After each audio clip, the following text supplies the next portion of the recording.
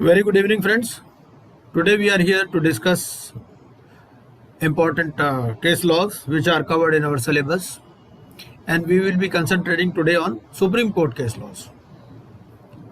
So there are, I think, 17 case laws in Supreme Court, 17 NCLT, 17 NCLT, and 9 in this High Court.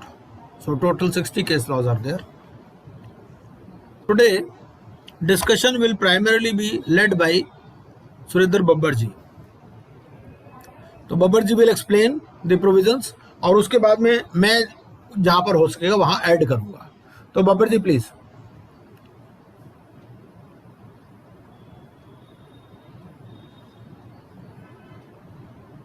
Sir मैं start मतलब क्यों पूरा case law start बोलूं ना? आप कहें तो मैं केस लॉ बोल देता हूं, आप उसमें ऐड कर दीजिए जैसा आपको ठीक लगे. मैं बोल देता हूं सर, फिर उसमें आप ऐड करते रहना. बिल्कुल बिल्कुल ठीक है, बिल्कुल ठीक है. हाँ ऐसे ही मैं चाह रहा हूँ, प्लीज. हाँ जी.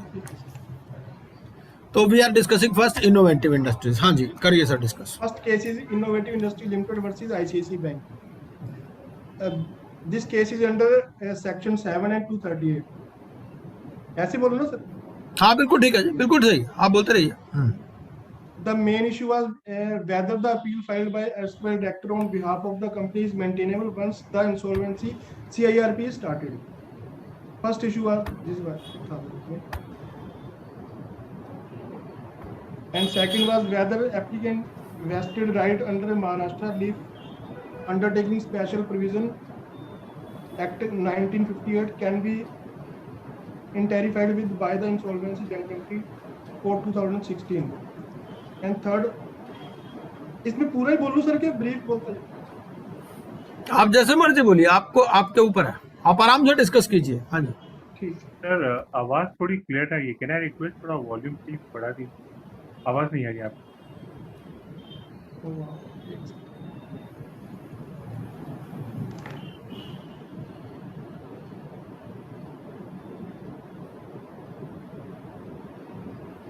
आवाज मेरा तो फुल है सर, ये 100% है.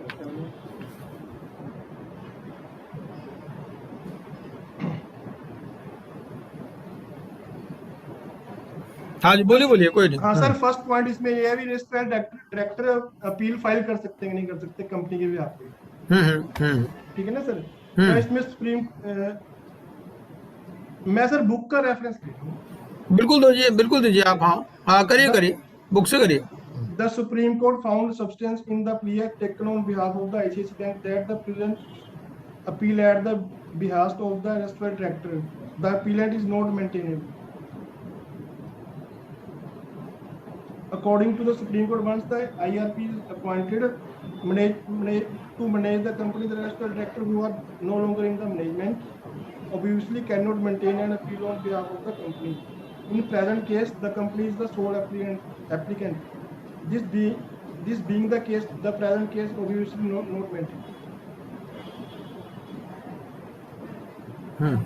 सर इसमें मेन ये इशू है भी जो ओल्ड पुराने डायरेक्टर है कंपनी की मैनेजमेंट, वो कंपनी के बिहाफ पे अपील फाइल कर सकते हैं कि नहीं कर सकते. हाँ तो मैं थोड़ा सा इसमें ये ऐड कर दूं. इसमें ये हुआ कि सुप्रीम कोर्ट ने कहा, क्योंकि देखो ये this is one of the first cases, तो उन्होंने कहा भाई ऐसा है, इस केस में हम अलाउ कर देते हैं, इस चीज को हम इग्नोर कर देते हैं. वैसे डायरेक्टर जो है they are no longer in management, तो कंपनी जो है अपील भी फाइल नहीं कर सकती है ना, क्योंकि IRP is in place, IRP के पास सारी पावर्स हैं. लेकिन उन्होंने कहा this being the first case, हम चलो इस चीज को इग्नोर कर देते हैं. इस ग्राउंड पे उन्होंने रिजेक्ट नहीं किया, लेकिन ये कह दिया कि भाई they don't have any right to file an appeal, है ना जी. पहला पॉइंट तो ये था. दूसरा चलते हैं सर. दूसरा सर इसमें जो applicant company innovative industry Maharashtra relief undertaking के अंडर बेनिफिट लेना चाह रही थी, तो उसमें वो मतलब ये डिसीजन है वो एक्ट इस पे प्रिवेल करेगा कि नहीं करता आईबीसी में. ये हाँ जी. तो इसमें ये डिसीजन आया सर भी, मतलब सेक्शन 238 का रेफरेंस दिया गया है कि बाकी जो भी एक्ट है ना वो ओवरराइड करेंगे. अगर 238 आईबीसी ओवरराइड. हाँ हाँ इसमें मैं थोड़ा सा और ऐड कर दूं कि ये जो, देखिए बैकग्राउंड तो मेरे ख्याल सबको पता ही होगी इस केस की। ये जो है ना, ये केस एक्चुअली पहले से चल रहा था, आईबीसी आने से पहले का केस था ये। तो जो इनोवेटिव इंडस्ट्रीज थी ना, ये एक किस्म से it was short of funds, तो इन्होंने क्या किया है, कॉर्पोरेट डेट रिस्ट्रक्चरिंग प्रपोज की, जो कि एडमिट हो गई। ठीक है, अब जो कॉर्पोरेट डेट रिस्ट्रक्चरिंग स्कीम थी उसमें भी क्या कहा गया था, उसमें कहा गया था कि भाई ये बैंकर भी कुछ फंड लाएंगे। ठीक है, और क्योंकि ये महाराष्ट्र बेस्ड कंपनी थी, तो महाराष्ट्र में एक Maharashtra state relief undertakings act है, जो कि बेसिकली एक लेबर लेजिस्लेशन है, लेबर वेलफेयर लेजिस्लेशन है कि भाई जो भी सिक इंडस्ट्री हो जाती है तो सिक इंडस्ट्रीज को कुछ मॉरेटोरियम मिल जाता है, और वो मॉरेटोरियम 1 साल से 15 साल तक का हो सकता है। ठीक है, 1 साल 2 साल बढ़ा सकते हैं उसको, one year at a time, लेकिन वो बढ़ा सकते हैं। तो अब इशू इसमें ये आ गया था, एक तो जैसा इशू सुरेंद्र बब्बर जी ने डिस्कस किया, तो पहला तो ये था कि भाई जो डायरेक्टर्स हैं जो अब मैनेजमेंट में नहीं है, क्या वो अपील फाइल कर सकते हैं, क्योंकि डायरेक्टर्स ने अपील फाइल की थी कंपनी के भी। आप तो उन्होंने कहा वैसे कर तो नहीं सकते, लेकिन चलो पहला केस है, हमें इस पॉइंट पे ज्यादा स्ट्रेस नहीं करते। दूसरी बात ये थी कि अब जब ये आईबीसी आ गया, ये केस तो पहले से ही चल रहा था, आईबीसी आने के बाद में ये आईसीआईसीआई बैंक चला गया आईबीसी में, सेक्शन 7 की एप्लीकेशन कर दी इन्होंने तो भाई मेरा जो है, इन्होंने पैसा दिया नहीं, इन्होंने कह दिया जी ऐसा है, हम तो महाराष्ट्र रिलीफ अंडरटेकिंग सेक्ट में कवर्ड है, वहां पे हमें मॉरेटोरियम मिला हुआ है, हमारा एग्रीमेंट भी है, कुछ कंपनियों ने पैसे दे भी दिए हैं, कुछ ने नहीं दिए। तो अब एक ये आ गया इसमें कि भाई ये जो हमारा, ये एक स्टेट लेजिस्लेशन है महाराष्ट्र रिलीफ अंडरटेकिंग सेक्ट, और जो हमारा आईबीसी है वो सेंट्रल लेजिस्लेशन है। दोनों लिस्ट 3 में कवर्ड है। लिस्ट 3 भी हमें पता है कि लिस्ट 3 क्या है, कंकरेंट लिस्ट है। लिस्ट 1, लिस्ट 2, लिस्ट 3, 3 लिस्ट हमें दी हुई हैं। एक तो पहली तो यूनियन लिस्ट है जिसमें सेंट्रल गवर्नमेंट लॉ बना सकती है, दूसरी स्टेट लिस्ट है जिसमें स्टेट लॉ बना सकती है, तीसरी कंकरेंट लिस्ट है जिसमें दोनों बना सकती है। ठीक है, तो इसमें ये जो दोनों आइटम आ रही थी महाराष्ट्र रिलीफ अंडरटेकिंग एक्ट में भी और जो आईबीसी में भी, ये दोनों लिस्ट 3 में आ रही थी। ठीक है, आईबीसी कवर हो रहा था एंट्री नंबर 9 में, और वो शायद हो रहा था एंट्री नंबर 23 में। ठीक है, महाराष्ट्र रिलीफ अंडरटेकिंग एक्ट। तो अब ये सवाल आया भाई कौन सा ओवरराइड करेगा, तो डॉक्ट्राइन ऑफ रिपग्नेंसी भी आया इसमें। तो डॉक्ट्राइन ऑफ रिपग्नेंसी में भी कहा गया कि भाई देखो ऐसा है कि जब भी कोई लॉ होता है ना, तो लॉ में क्या देखते हैं कि भाई को एग्जिस्ट करने की कोशिश करते हैं दोनों को, भाई सेंट्रल लॉ और स्टेट लॉ। लेकिन अगर डायरेक्ट कॉन्फ्लिक्ट में आ जाए कि भाई एक को झुकना ही पड़ेगा अगर दूसरे को प्रिवेल करना है, तो फिर सेंट्रल लॉ विल प्रिवेल। तो उन्होंने कहा आईबीसी जो है लेटर लेजिस्लेशन है, आईबीसी सेंट्रल लेजिस्लेशन है, तो इसलिए IBC will prevail over Maharashtra relief undertaking act. और ये जो मॉरेटोरियम मिला हुआ है, मॉरेटोरियम से इनको कोई प्रोटेक्शन नहीं मिलेगी, क्योंकि डिफॉल्ट हुआ है तो एप्लीकेशन आपकी एडमिट होगी। मोटी मोटी बातें इसमें ये थी। ठीक है, तो क्योंकि कॉन्स्टिट्यूशन भी हमारे कोर्स में है, तो कॉन्स्टिट्यूशन में भी पूछ सकता है। लिस्ट 3 है तो भाई लिस्ट 3 में कौन सी आइटम आती है, लिस्ट 3 के ऊपर क्वेश्चन बना सकता है, जैसे union list, state list, concurrent list. तो हमें कहना भाई लिस्ट 3 जो है कंकरेंट लिस्ट में है।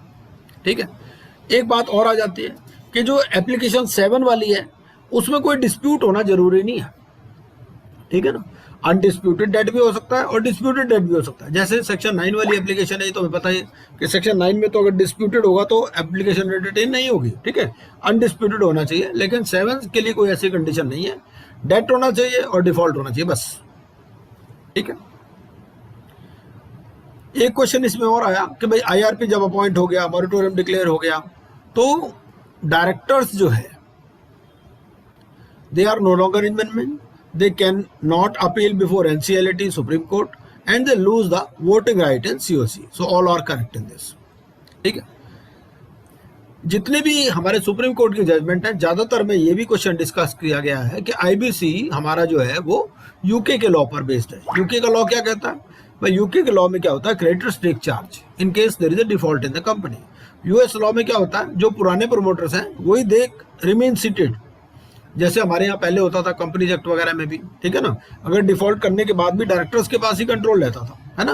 अब आईबीसी में ही आया ना, तो आईबीसी में क्या आया, आईबीसी में ये आया, ये यूके लॉ पर बेस्ड है हमारा, और उसमें ये कि क्रेडिटर्स टेक चार्ज। उन्होंने कहा भाई जो डायरेक्टरशिप है या ownership, it is not a sovereign right, कि भाई उन्होंने ही तो डिफॉल्ट भी करते रहे फिर भी वो मैनेजमेंट भी बने रहे, ऐसा कुछ नहीं है। अगर वो नहीं संभाल सकते तो लेट क्रेडिटर्स टेक ओवर।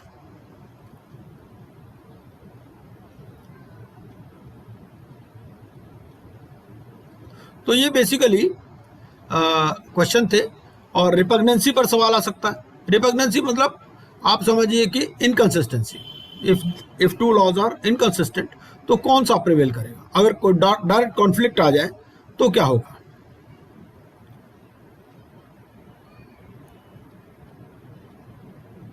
तो ये कुछ क्वेश्चन हमने बना रखे हैं, इसको आप देख सकते हैं, इसको कोई खास बात नहीं है। और कोई इसके ऊपर कोई सवाल पूछना चाहे तो पूछ सकते हैं आप, इनोवेटिव के ऊपर।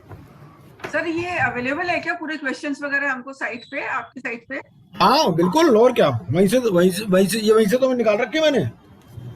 अच्छा सर, ठीक है ठीक है। ये वहीं से निकाल रखी है मैंने, ये वहीं से चल रही है।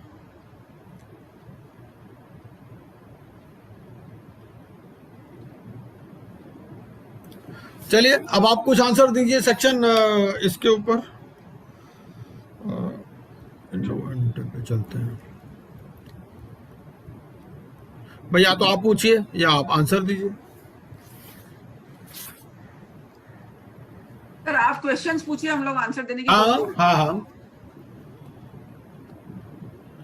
इनोवेटिव इंडस्ट्रीज में एक ये भी कहा गया कि ए default is in respect of a financial debt owed to any financial creditor of the corporate debtor. It need not be a debt owed to the applicant financial creditor. उन्होंने कहा कि भाई जो डेट है ना वो जरूरी नहीं कि एप्लीकेंट का ही हो, ठीक है ना। एप्लीकेंट फाइनेंशियल क्रेडिटर का डेट होना जरूरी नहीं है। उन्होंने कहा कि एक तो फाइनेंशियल डेट होना चाहिए and it should be owed to any financial creditor. ये भी एक इंपॉर्टेंट चीज है, इसमें ध्यान देने वाली। पर सर वो सीओसी में तो सारे फाइनेंशियल क्रेडिटर वो होंगे ना उसमें। हाँ नहीं, सीओसी तो बाद में आएगी जी चौहान साहब, ये तो सीओसी से पहले की बात है। सीओसी से पहले की बात ये है कि भाई कि एप्लीकेंट फाइनेंशियल क्रेडिटर ये नहीं कह सकता भाई तुम्हारा क्या लेना देना, तुम्हारा तो डिफॉल्ट नहीं हुआ ना, जिसका डिफॉल्ट नहीं हो वो भी एप्लीकेशन फाइल कर सकता है। तो वो इसमें कहा गया कि भाई एक तो डेट होना चाहिए और it should be due to any financial creditor, not to the applicant financial creditor. तो इस पर भी सवाल बना सकता है। डिफॉल्ट मस्ट है सर, है ना। हाँ डिफॉल्ट तो होना चाहिए। पर गुप्ता जी एक चीज बताओ, जैसे आप कह रहे हो कि एप्लीकेंट जिसका डिफॉल्ट नहीं है वो भी एप्लीकेंट हो सकता है, राइट? हाँ हो सकता है। हाँ पर अगर एप्लीकेंट हो गया और बाद में सीओसी में उसका तो वोटिंग राइट ही नहीं होगा, बिकॉज उसका तो कोई वो है ही नहीं। क्यों नहीं, बिल्कुल। अरे सर हर फाइनेंशियल क्रेडिटर का राइट है, क्यों नहीं है। फाइनेंशियल क्रेडिटर अगर रिलेटेड पार्टी नहीं है तो उसका तो राइट है ना। पर उसकी तो डिफॉल्ट नहीं हुई ना, उसकी तो सर है, उसकी तो रीपेमेंट हो गई ना। नहीं सर जी, ऐसा है अभी वो अच्छा समझ गया, जैसे अगर 4 डिफॉल्ट नहीं हुआ, पैसे तो लेने हैं उसने। हाँ जी राइट, उसने पैसे लेने हैं। हाँ अगर बुक्स में नहीं है फिर तो बाहर ही निकल गया, फिर क्यों आएगा वो। हाँ जी हाँ जी, वो चीज है, उतना तो होना चाहिए। इतने भी गदर नहीं है कि बुक्स में भी नहीं है उसकी। Right right right.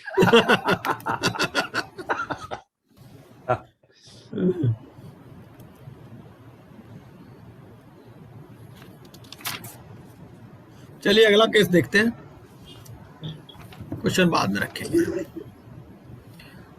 पहले मोटा मोटा डिस्कस कर लेते हैं। मोबिलॉक्स पे बहुत आसान केस है। मोबिलॉक्स में क्या है, ये सेक्शन 9 का केस है भाई। एक प्रोग्राम आता था स्टार टीवी पे, नच बलिए।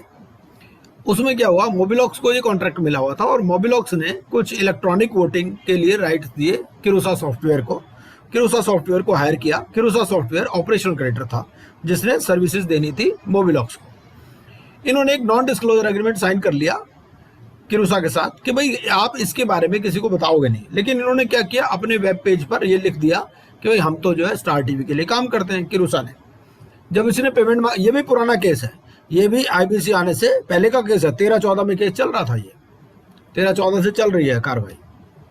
तो इसमें क्या कहा गया, इसमें जब इन्होंने पेमेंट मांगे किरूसा ने, उन्होंने कहा भाई तुमने तो नॉन डिस्क्लोजर एग्रीमेंट का वायोलेशन किया है, तुम्हारी कोई पेमेंट नहीं देंगे हम, ठीक है ना। अब जब ये बात कह दी कि भाई नॉन डिस्क्लोजर एग्रीमेंट का वायोलेशन कर दिया, तो ये कहा गया कि अब क्वेश्चन ये उठा भाई डिस्प्यूट एग्जिस्ट करता है या नहीं करता। क्वेश्चन इसमें ये आ गया ना। तो एक तो इसमें ये क्वेश्चन बना सकते हैं कि भाई जो नॉन डिस्क्लोजर एग्रीमेंट है क्या वो पुरानी डेट से इफेक्टिव हो सकता है? देखो, date of non disclosure agreement है 26 दिसंबर 2014 और इफेक्टिव कर दिया इसको 1 नवंबर 2013 से, क्योंकि सुप्रीम कोर्ट ने माना तो हमें मानना पड़ेगा। जैसे पार्टनरशिप डीड में भी हम करते हैं, भाई पार्टनरशिप डीड तो हमारी पुरानी चल रही है, पार्टनरशिप तो पुरानी चल रही है, but now we want to reduce the terms to writing.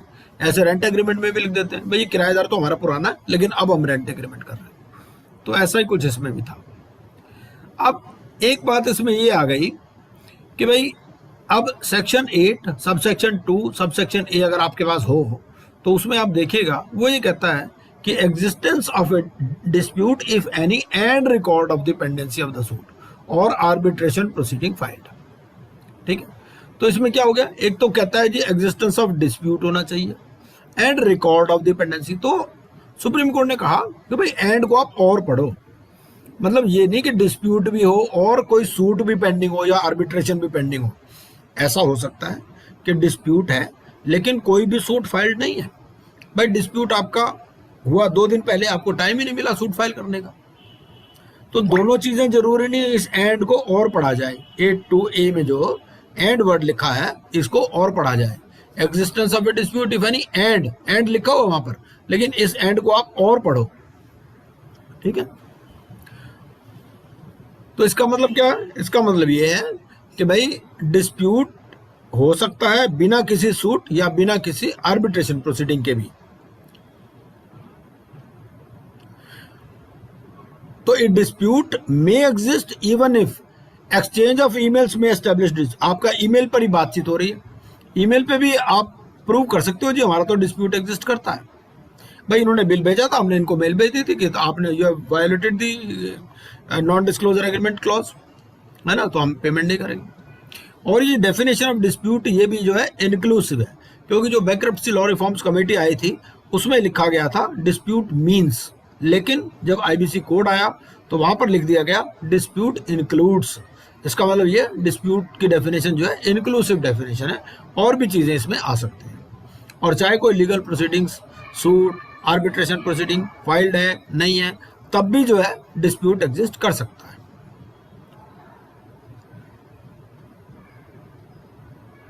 एक बात ये भी आई इसमें ये कहा कि भाई ऐसे है कि जब आईबीसी में क्या कहा गया, आईबीसी में जो कंपनीज एक्ट को अमेंड कर दिया, ठीक है ना, तो कंपनीज एक्ट का जो 271 था वहां पर एक ग्राउंड होती थी अनएबिलिटी टू पे द डेट्स, वो वहां से निकाल करके कहां पर ले आए, यहां पर ले आए।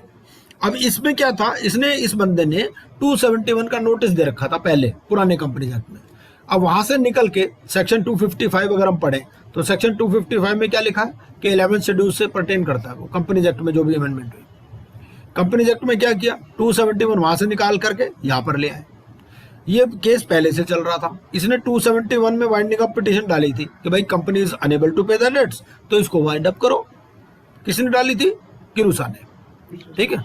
लेकिन इसने क्या किया, इसने उसमें नोटिस दिया था, लेकिन जब ये आईबीसी आया तो सेक्शन 8 का नोटिस देना भी जरूरी था, इसने सेक्शन 8 का नोटिस नहीं दिया, ठीक है। इसने कहा जी मैंने 271 का नोटिस तो दिया था लेकिन मैंने सेक्शन 8 का नोटिस नहीं दिया। तो इसमें यह भी कहा गया भाई नोटिस देना भी जरूरी है सेक्शन 8 का। आपने पहले नोटिस दिया पुराने एक्ट में, अब आईबीसी में आए हो तो यहां भी नोटिस देना जरूरी है, ठीक।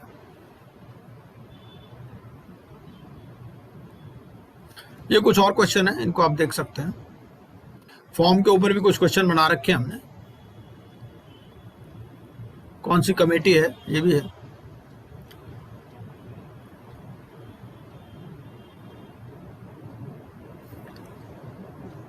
बब्बर जी कुछ आप ऐड करना चाहेंगे इसमें? सर इसमें एक तो यही डिस्प्यूट एप्लीकेशन फाइल होने से पहले एग्जिस्ट होना चाहिए। हाँ वो तो है ही। हाँ वो तो नेचुरल है, वो तो नेचुरल है। वो तो देखिए ऐसे है कि नहीं एप्लीकेशन फाइल नहीं, नोटिस से पहले होना चाहिए, नोटिस से पहले मिली। हाँ जब अब उसको नोटिस मिले उससे पहले ही होना चाहिए, मतलब आफ्टर थॉट नहीं होना चाहिए कि उसको नोटिस मिल गया बाद में उसने कोई डिस्प्यूट क्रिएट कर दिया, वो नहीं है, पहले होना चाहिए। नोटिस मिलने से पहले ही डिस्प्यूट एग्जिस्ट करना चाहिए। लेकिन डिस्प्यूट का मतलब ये नहीं है कि भाई कोई जरूरी कोर्ट केस भी चल रहा हो या आर्बिट्रेशन भी हो, उसके बिना भी डिस्प्यूट हो सकता है। चौहान साहब कुछ और आप ऐड करना चाहेंगे इसमें? नहीं सर ठीक है। सर इसमें एक और था, हाँ जी, हाँ जैसे जी। मतलब अपील मतलब एक्सेप्ट नहीं हुई इसकी ना जी, हाँ, तो फिर ये इसको रेमेडी क्या मिलेगी दोबारा है उसके बाद?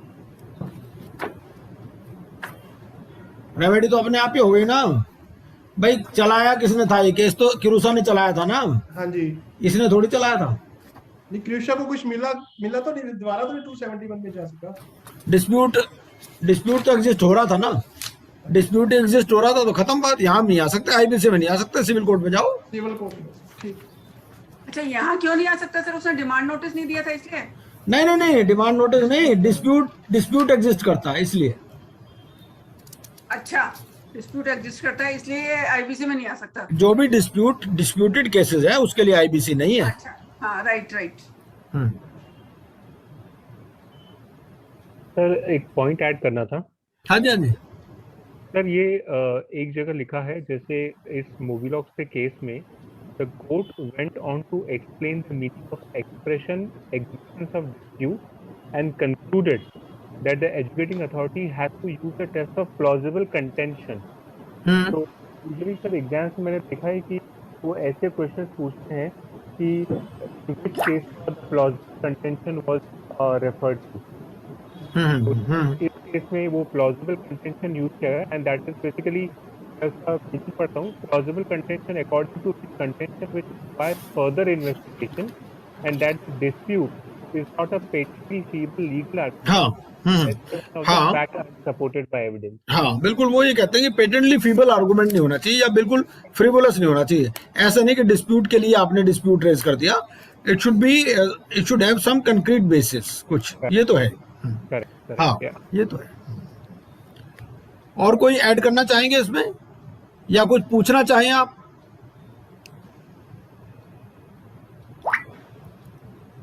चलिए आगे चलते हैं। हाँ इस जी। केस में कितने इंपॉर्टेंट पॉइंट्स से तो डिस्कस हुए जो फाइनली इन पे डिसीजन हुआ? भाई बेसिकली तो डिस्प्यूट के ऊपर ही था ये केस था डिस्प्यूट के ऊपर। अब वो देखो, इसमें पूछा तो कुछ चीज गई, बहुत सारी चीजें पूछी गई इसमें। एक तो ये पूछा गया कि भाई ये जो है डिस्प्यूट होगा कैसे, है कि नहीं? डिस्प्यूट और एग्जिस्टेंस ऑफ डिस्प्यूट भी इसमें डिस्कस किया गया। एग्जिस्टेंस ऑफ डिस्प्यूट को जरूर पहला नहीं कि भाई प्री एग्जिस्ट करता हो डिस्प्यूट है या नहीं है, यही मानना है, बस यही देखना है हमें, है कि नहीं? और कोई सूट या प्रोसीडिंग, एक तो एंड और के ऊपर आया है इसमें पॉइंट जो तो पूछा ना इन्होंने कि भाई ये A to A में क्या लिखा कि existence of dispute and record, तो उनका एंड को आप और पढ़ो। अच्छा, उसके अलावा ये कि 271 का नोटिस किसी ने पहले दिया हो तो भी आपको सेक्शन 8 का नोटिस देना जरूरी है। बिल्कुल ठीक है ना जी? अटेस्टेड, हाँ ठीक है। ये तो बेसिकली ये है ना सर, जो आईबीसी लॉ है ये रिकवरी के लिए नहीं है। हाँ बिल्कुल बिल्कुल, ये तो रिजोल्यूशन के लिए है। हाँ ये तो रेजोल्यूशन के लिए है भाई। ऐसे तो आपने पैसे लेने हैं, इसमें था क्या, इन्होंने पैसे लेने का डिस्प्यूट था ना इनका तो आपस में, तो उन्होंने कहा भाई ये रिकवरी मैकेनिज्म नहीं है, आपका डिस्प्यूट एग्जिस्ट करता है तो ये डिस्प्यूटेड केसेस के लिए नहीं है। अगर आपका डिस्प्यूट है तो इसका मतलब आप डिस्प्यूट होने के बावजूद भी एप्लीकेशन लगाना चाहते हो, इसका मतलब आप पैसे की रिकवरी के लिए ही आ रहे हो। हाँ बिल्कुल ठीक बात। और उसमें आप ये देखिए कि जब आप सेक्शन 9 की एप्लीकेशन देते हैं तो उसमें आपको एक एफिडेविट देना पड़ता है ऑपरेशनल क्रेडिटर को कि भाई मेरे को कोई no notice of dispute has been received, dispute के बारे में मुझे उसने कुछ नहीं बताया है कॉर्पोरेट डेटर ने। और ये डिस्प्यूट वाला मैटर जो है ये सेक्शन 9 वाली एप्लीकेशन के लिए ही है, 7 और 7 के लिए नहीं, 10 के लिए तो है। हाँ वहाँ नहीं है। हाँ बिल्कुल बिल्कुल। 10 में तो एप्लीकेबल ही नहीं होगा ना, वो तो खुद ही अप्लाई कर रहा है। हाँ 10 में तो खुद ही करा एप्लीकेशन और एफिडेविट भी खुद ही देना पड़ता है उसको। किसमें? इसी में एफिडेविट जो देता है कि हाँ इसमें एफिडेविट ऑपरेशनल क्रेडिटर देगा, एफिडेविट ये खुद देगा। ये क्या कहेगा, ये कहेगा कि भाई मेरा जो है मेरे को कोई ऐसे मेरे को कोई इंटीमेशन नहीं मिली है उससे कॉर्पोरेट डेटर से, भाई कॉर्पोरेट डेटर ने मुझे कोई डिस्प्यूट रेज नहीं किया है। सही है। वो एफिडेविट फॉर्मेट है उसमें फॉर्म के अंदर दे रखा है। हाँ सर, हाँ वो तो मालूम है। हाँ अगला केस देखें जी, धरनी शुगर का। तो धरनी शुगर में क्या हुआ इसमें ना आरबीआई का एक सर्कुलर था बेसिकली। तो अच्छा आरबीआई ने क्या किया हुआ था, सेंट्रल गवर्नमेंट, आप भाई मालूम ही है कि भाई बैंकिंग सेक्टर के लिए जो है आरबीआई एक रेगुलेटर है। तो बैंक सेंट्रल गवर्नमेंट ने पावर दे रखी है इसको by virtue of section 35AA। 35AA में क्या कहा गया है? 35AA में ये कहा गया है कि भाई कोई भी एक in case of specific default, तो आरबीआई बैंकर्स को इंस्ट्रक्शन इशू कर सकता है कि आप जो है अप्रोप्रिएट एक्शन लो उस एनपीए के अगेंस्ट में। ठीक है, अब इन्होंने क्या किया, जो आरबीआई ने क्या किया, आरबीआई ने इसमें 2 बार एक्शन के लिए कहा। पहला तो एक स्पेसिफिक सर्कुलर इशू किया आरबीआई ने। पहले स्पेसिफिक सर्कुलर में क्या किया इन्होंने ना, 12 डिफॉल्टर आइडेंटिफाई किए जिनके एनपीए थे। तो 12 जो डिफॉल्टर आइडेंटिफाई करके और उनको नोटिस वोटिस भेजा गया। लेकिन उसके बाद में फिर क्या हुआ, इनके expert advisory committee, internal advisory committee की मीटिंग हुई आरबीआई वालों की, और उसमें ये कहा गया कि भाई देखो आप ऐसा करो, 2000 करोड़ के ऊपर के जितने भी है ना, उन सबको ही नोटिस भेजो। तो 2 बार इन्होंने एक्शन लिया। पहला तो स्पेसिफिक केसेस थे, आइडेंटिफाइड केसेस थे। दूसरे केस में क्या किया उन्होंने, आइडेंटिफाइड केस नहीं किए, उन्होंने क्या एक जनरल सर्कुलर इशू कर दिया। उसमें कहा कि भाई जिसके पास भी 2000 करोड़ रुपए से ऊपर के नॉन एनपीए एसेट्स है ना, इनको आप रिकवरी के लिए आईबीसी में लेके आओ। ठीक है, अब इस इशू इसमें यह था कि भाई आप ऐसे bye way of general circular without identifying any specific default, तो आप इसमें जा सकते हो या नहीं जा सकते। तो इस सर्कुलर को चैलेंज किया गया बेसिकली इस केस के अंदर। ओके तो supreme Court in Dharni Sugar and Chemicals इसमें has struck down this circular dated इतना। ठीक है, तो 12 फरवरी 2018 का ये सर्कुलर था।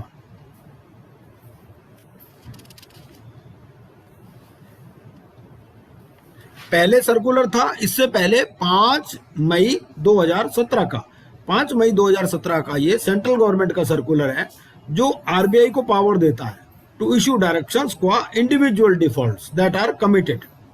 ठीक है, तो उन्होंने कहा कि भाई ठीक है, आप सेंट्रल गवर्नमेंट ने क्या कहा है आपको, सेंट्रल गवर्नमेंट ने कहा भाई स्पेसिफिक डिफॉल्ट के केस में आप इंस्ट्रक्शन इशू करो। आप एक जनरली ऑमनिबस इंस्ट्रक्शन इशू कर रहे हो कि भाई जिसका भी ड्यू है 2000 करोड़ से ऊपर, उसको आप आईबीसी में लाओ। तो सुप्रीम कोर्ट ने इस सर्कुलर को स्ट्रक डाउन कर दिया कंटेनिंग द रिवाइज्ड फ्रेमवर्क। तो अच्छा, उसके बाद इन्होंने पूछा कैसा है जी, चलो आपने ये वाला सर्कुलर स्ट्रक डाउन कर दिया, तो क्या हम पुराने वाले सर्कुलर पे जा सकते हैं जो S4 एसेट्स वाला था? उन्होंने कहा नहीं, वो भी नहीं जा सकते आप। ठीक है ना, तो उन्होंने, लेकिन फिर आरबीआई ने अपना एक पेपर में भी प्रेस रिलीज दिया। उन्होंने कहा दिया ये सर्कुलर तो हमारा विड्रा कर रहे हैं, हम एक नया सर्कुलर इशू करेंगे। ये कहानी थी इसमें। तो ये जो सेक्शन 35AA है, ये पार्लियामेंट में इंट्रोड्यूस किया गया था 2017 में। इसमें सेंट्रल गवर्नमेंट को पावर थी। सेंट्रल गवर्नमेंट ने आरबीआई को कहा कि भाई in case of specific default, ठीक है। अब बात ये है, इन्होंने कहा कि भाई आप सारे, you cannot refer the cases to IBC without considering specific default. Challenge point ये था, ठीक है ना। तो सुप्रीम कोर्ट ने कहा भाई ऐसा नहीं कि हम आरबीआई की पावर्स को कोई चैलेंज कर रहे हैं। RBI has got the regulatory powers under provisions, ठीक है ना। सेंट्रल गवर्नमेंट के पास भी पावर है, लेकिन हमने इस सर्कुलर को स्ट्रक डाउन किया है। और ऐसा भी नहीं हम कर सकते भाई सर्कुलर का एक पोर्शन हम वैलिड कर दें और दूसरे को अपहेल्ड कर दें। तो it struck down the circular as a whole on account of it being ultra vires. इन्होंने कहा ये जो है because it has been issued without the authorisation of central government and respect of debtors generally as oppose to specific default. Central government ने आपको power दी है specific default के केस में एक्शन लेने की, ना कि जनरल डिफॉल्ट में, ठीक है। तो सुप्रीम कोर्ट ने कहा कि भाई जो भी एक्शन आपने लिया है ना, चाहे आईबीसी स्टार्ट हो चुकी हो, सीआईआरपी शुरू हो गई, जो भी हो गया वो सारी खत्म, ठीक है। All cases in which banks have initiated proceedings under the IBC against debtor only because of the operation of the RBI circular, they will not survive, ठीक है। तो वो void होगी सारी proceedings। सर धरानी शुगर पे वैसे ऐसे ही केस हुआ था क्या? वो पिक्चर में आई क्या? नेचुरली ये इलेक्ट्रिसिटी कंपनी थी बेसिकली, धरनी अच्छा। शुगर जो थी इलेक्ट्रिसिटी कंपनी थी, तो उन्होंने कहा भाई देखो ऐसे है, इलेक्ट्रिसिटी कंपनी तो हमारा अलग से भी रेगुलेटर है और हमारी इंडस्ट्री की कुछ अलग से जो प्रॉब्लम्स हैं उसको ध्यान में भी नहीं रखा गया और इस तरह से ऑमनिबस सर्कुलर इशू कर दिया गया। तो सर बहुत से कंपनी का केस विड्रॉ हो गया होगा फिर तो। नेचुरली जितने भी थे सारे खत्म। अच्छा, हाँ, ओके, वो भी जो जितने भी इस सर्कुलर में आए थे, इस सर्कुलर के थ्रू जितने भी एक्शन शुरू हुए थे, उन्होंने कहा चाहे CIRP शुरू हो गई फिर भी खत्म करो उसको। अच्छा अच्छा, हाँ, तो some of the key questions that arise because of Supreme Court judgement, पहला तो ये है कि क्या does the judgement affect the individual cases referred to, ठीक है ना। इससे पहले भी कर ली थे, 2 लिस्ट थी RBI की, एक फर्स्ट लिस्ट थी, एक सेकंड लिस्ट थी। फर्स्ट में जो स्पेसिफिक डिफॉल्ट थे उसमें कोई दिक्कत नहीं थी, सेकंड लिस्ट में किया, ठीक है ना।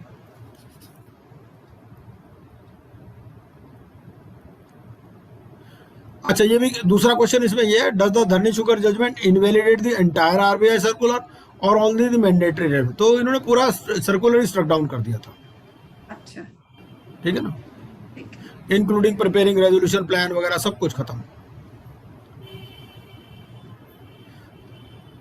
तो सुप्रीम कोर्ट ने कहा we recognise the broad and expensive powers of the banking regulation act, ठीक है ना। पावर है इनको to initiate CIRP against under IBC against specific debtors, ठीक है ना। तो it does not hinder the RBI's powers to come with a resolution framework for stress deficits, except that the RBI cannot give a general direction for mandatory reference to the IBC in respect of debtors generally, ठीक है ना। इसके बाद में will resolution plans implemented under the RBI circular will be affected, तो उन्होंने कहा कि जो रेजोल्यूशन, कुछ ऐसा भी था कि रेजोल्यूशन प्लान भी मान लो इफेक्ट हो गए, इंप्लीमेंट हो गए, वो इफेक्ट नहीं हो गए क्योंकि उसमें कॉन्सेंसस बेसिस पे हुए थे, ठीक है ना। अच्छा, लेकिन जो अभी प्रोसेस में है वो खत्म। तो it was not the intent of the supreme Court to undo consensual actions, ठीक है ना। तो क्रक्स क्या है इसका? क्रक्स है it is against the RBI's mandatory referral to IBC in respect of debtors generally instead of specific cases. तो उन्होंने कहा जिसमें रेजोल्यूशन प्लान में इंप्लीमेंट हो चुका उसको हम टच नहीं कर रहे, बाकी सारे खत्म कर देंगे।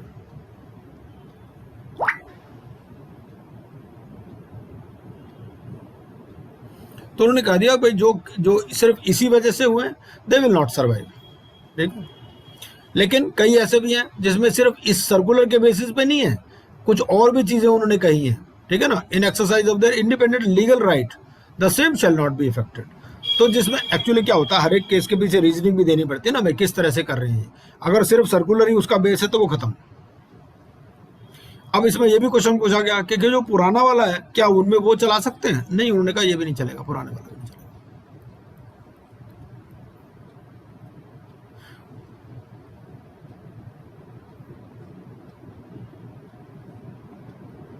उन्होंने कहा ये ऑटोमेटिक इसका रिपील नहीं होगा भाई, आप इसमें नहीं एक्शन ले सकते तो ये नहीं कि S4 में आप एक्शन ले सकते हो, वो नहीं। तो it is not possible to prepare resolution plan on the base of the prior regulatory framework. तो RBI ने भी अपना एक प्रेस रिलीज सबमिट किया था। RBI ने कहा था it will take necessary steps including issuance of a revised circular, ठीक है जी, इतना ही है इसमें। अगला देखें, अगला केस इसमें आता है जी। इस पे कोई सवाल किसी का धरनी शुगर पे? बब्बर जी आपको जरूर पूछना चाहिए एक सवाल, है बब्बर जी? हाँ जी सर। आपको पूछना चाहिए जरूर, आप पूछो कोई सवाल।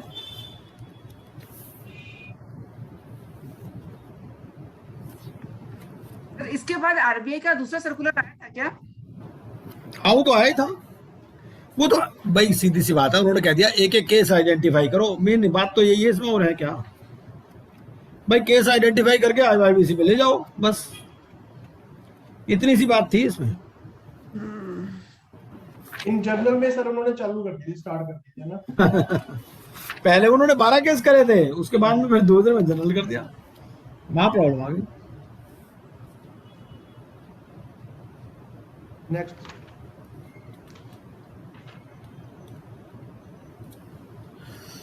Pioneer urban land and infrastructure, इस केस में क्या था, इसमें ये 58F के ऊपर था बेसिकली केस।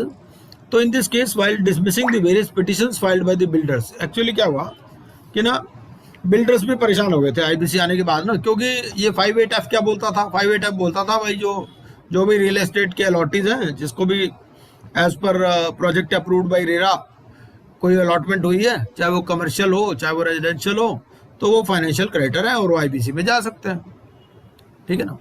तो बिल्डर्स चले गए सुप्रीम कोर्ट में कि भाई ये तो जो है इनका कॉन्स्टिट्यूशनली वैलिडिटी नहीं है, इनको फाइनेंशियल क्रेडिटर बना दिया होम बायर्स को सबको।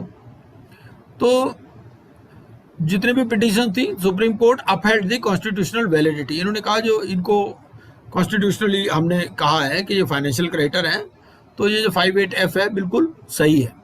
सुप्रीम कोर्ट ने भी कहा कि भाई डिले तो कॉमन फिनोमेना बन चुका है, बिल्डर कभी टाइम पे तो काम पूरा करते नहीं है, और ये जो होम बायर से पैसा लेते हैं इसी पैसे से ही तो फाइनेंसिंग होती है प्रोजेक्ट की, तो बेसिकली यही कंट्रीब्यूट कर रहे हैं, ठीक है ना। तो it is important therefore to clarify that home buyers are treated as FCs so that they can trigger the IBC under Section 7 and take their rightful place on the COC when it comes to making important decisions on the future of the construction company which is executing the real estate project in which some such home buyers are ultimately to be housed, ठीक है। अब उन्होंने कहा भाई real estate project में होता क्या है, आप अलॉटी से पैसे लेते हो, ठीक है, आप ये वायदा करते हो कि भाई मैं 5 साल में 3 साल में बना करके दूंगा, तो it is against consideration for the time value of money and the amounts raised from allottees they are subsumed within 58F even without adverting to the explanation। उन्होंने कहा भाई एक्सप्लेनेशन तो बाद में आई, 58F में क्या किया था, बाद में एक एक्सप्लेनेशन भी इंसर्ट कर दी थी, तो इन्होंने कहा भाई एक्सप्लेनेशन से तो रिट्रोस्पेक्टिव इफेक्ट नहीं हो सकता। उन्होंने कहा आप बिना एक्सप्लेनेशन के भी पढ़ लो तो 58 का इफेक्ट वही है, एक्सप्लेनेशन जो है it is just by way of elucidation, और क्लैरिफाई कर दिया। तो even without adverting to the explanation introduced by the amendment act, ये पोजीशन वही है होम बायर्स वाली, ठीक है ना। तो this puts beyond doubt the fact that allottees are to be regarded as FCs within 58F of the IBC. तो ये जो अमेंडमेंट आई थी, अमेंडमेंट में एक्सप्लेनेशन इंट्रोड्यूस की गई थी 58F में, तो वो कहा कि भाई पहले भी वही मतलब था, ऐसा नहीं कि कुछ इससे नया चीज आ गई है।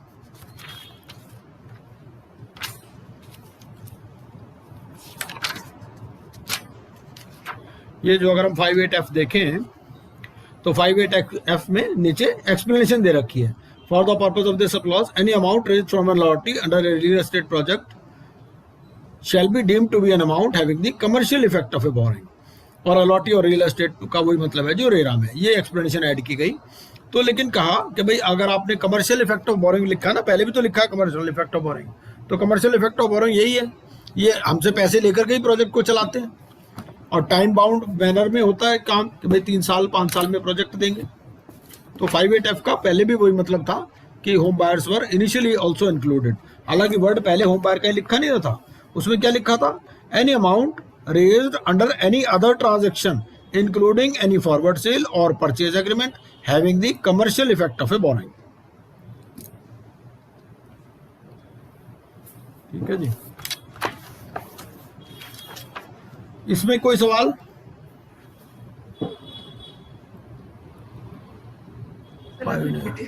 डिटेल में पढ़ेंगे तो सवाल आ जाएंगे, कोई बात नहीं, तो उसमें पता क्या है, उसमें आप ग्रुप में लिख सकते हैं फिर बाद में सवाल। बाद में अभी तो ब्रीफ आप दे दोगे ना तो वो याद रहेगा पॉइंट की, इसमें ये पॉइंट था, हाँ थोड़ा ध्यान रहेगा, सही बात है, बिल्कुल ठीक है जी। आगे चलते हैं, आर्सलरमित्तल वर्सेस सतीश कुमार गुप्ता। इसमें क्या था, ये सेक्शन 29A के ऊपर केस था, क्योंकि सेक्शन 29A क्या कहता है, सेक्शन 29A कहता है कि भाई अगर आपका अकाउंट NPA है या आपकी जो रिलेटेड पार्टी है उसका अकाउंट NPA है, तो उस केस में आप जो है एक रेजोल्यूशन एप्लीकेंट नहीं बन सकते, ठीक है। तो अगर इसको देखा जाए, इस ग्राउंड पे देखा जाए, तो ये दोनों जो भी आए थे, ये आर्सलरमित्तल इंडिया प्राइवेट लिमिटेड और न्यू मेटल लिमिटेड, दोनों ही इनएलिजिबल थे, क्योंकि इनके जो रिलेटेड कॉर्पोरेट डेटर्स थे उनके NPA थे, ठीक है।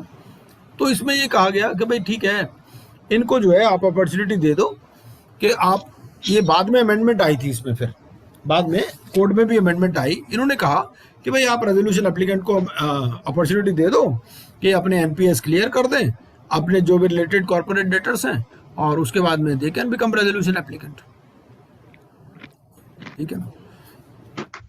तो एक क्वेश्चन तो ये इसमें क्या क्या डिसाइड हुए, एक तो ये हुआ कि भाई रोल ऑफ सीओसी क्या है सीआईआरपी में। तो उन्होंने कहा सीओसी जो है वो सुप्रीम है, और जो जुडिशियल रिव्यू एनसीएलटी या NCLT has got a very limited powers of review, मतलब सिर्फ जो जुडिशियल एस्पेक्ट्स हैं उन्हीं पर ही रिव्यू कर सकते हैं, कमर्शियल एस्पेक्ट्स में वो टिंकरिंग नहीं कर सकते।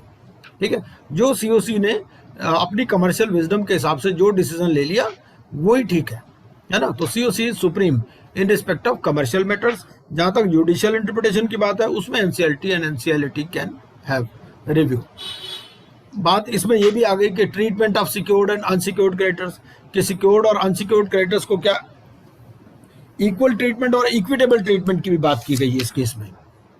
फिर एक बात ये की गई कि भाई क्या आप सब कमेटी बना सकते हो, और सब कमेटी अगर एक सीओसी है, भाई सीओसी सारे काम तो खुद नहीं कर सकती, सीओसी अगर सब कमेटी बनाएगी तो सब कमेटी के पास क्या पावर होगी।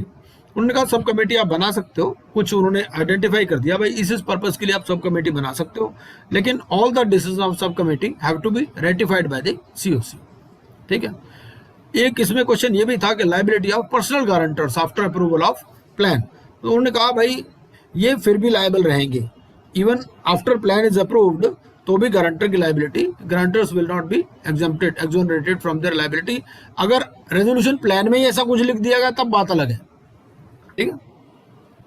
उसके बाद ये था कि utilisation of profit of CD, आपकी कंपनी चल रही है उसमें कोई प्रॉफिट हो रहे हैं तो क्या उसमें से डिस्ट्रीब्यूशन हो सकता है। उन्होंने कहा नहीं, ऐसा डिस्ट्रीब्यूशन नहीं हो सकता, डिस्ट्रीब्यूशन आपका 53 के हिसाब से ही होगा।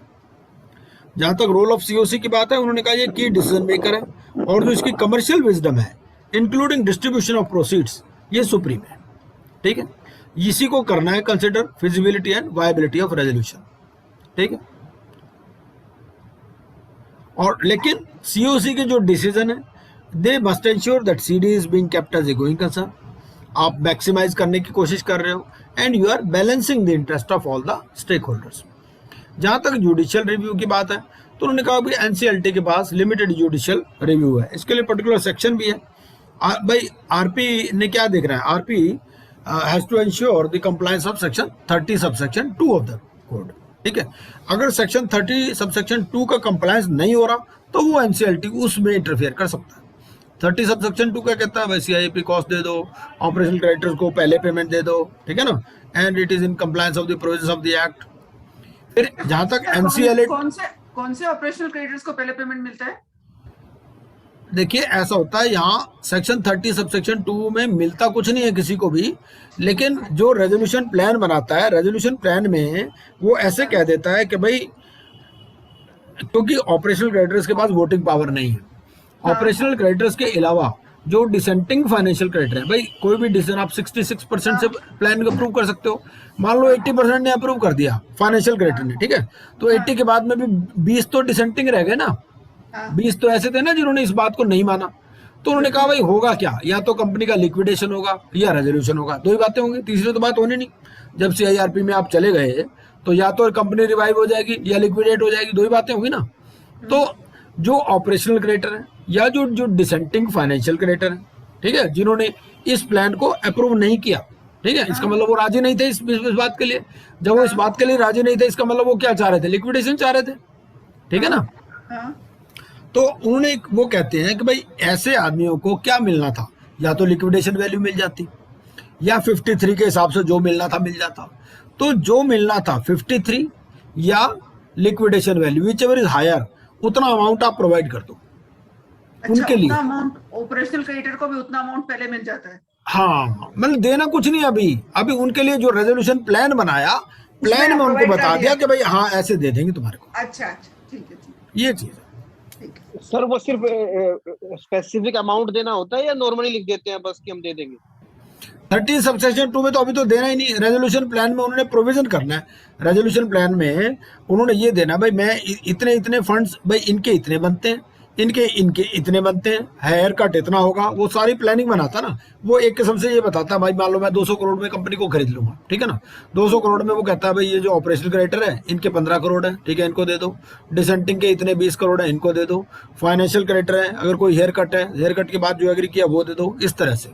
वो सारी प्लानिंग में आता है, कैसे कैसे पेमेंट होगी, एक किस्म से प्लान है ये, अभी हो नहीं रहा कुछ भी।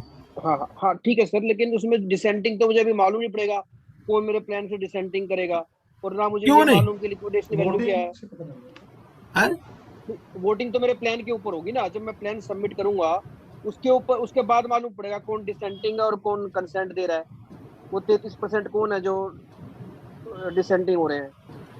तो मेरे प्लान में तो यही आएगा 30 में देखो जब सेक्शन 30 आ गया ना, 30 में हो चुकी वोटिंग, 30 में हो चुकी, इसके बाद तो अब एडजुडिकेटिंग अथॉरिटी के पास जाने का टाइम आ गया।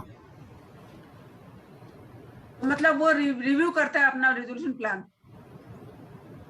नहीं, वो इम्प्लीमेंटेशन ऑफ प्लान के लिए पूरा वो आइडिया देता है ना, वो पूरी स्कीम बनाता है, भाई मैं ऐसे ऐसे पैसे दूंगा, ऐसे ऐसे करूंगा, सारी चीजें। 30 सबसेक्शन 2 अगर आप पढ़ें, कोड आपके पास हो तो यहाँ हाँ 30 सबसेक्शन 2 पे चलते हैं।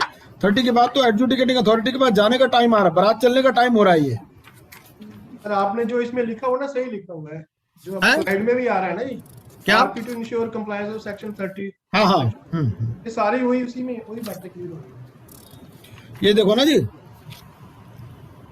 ये 30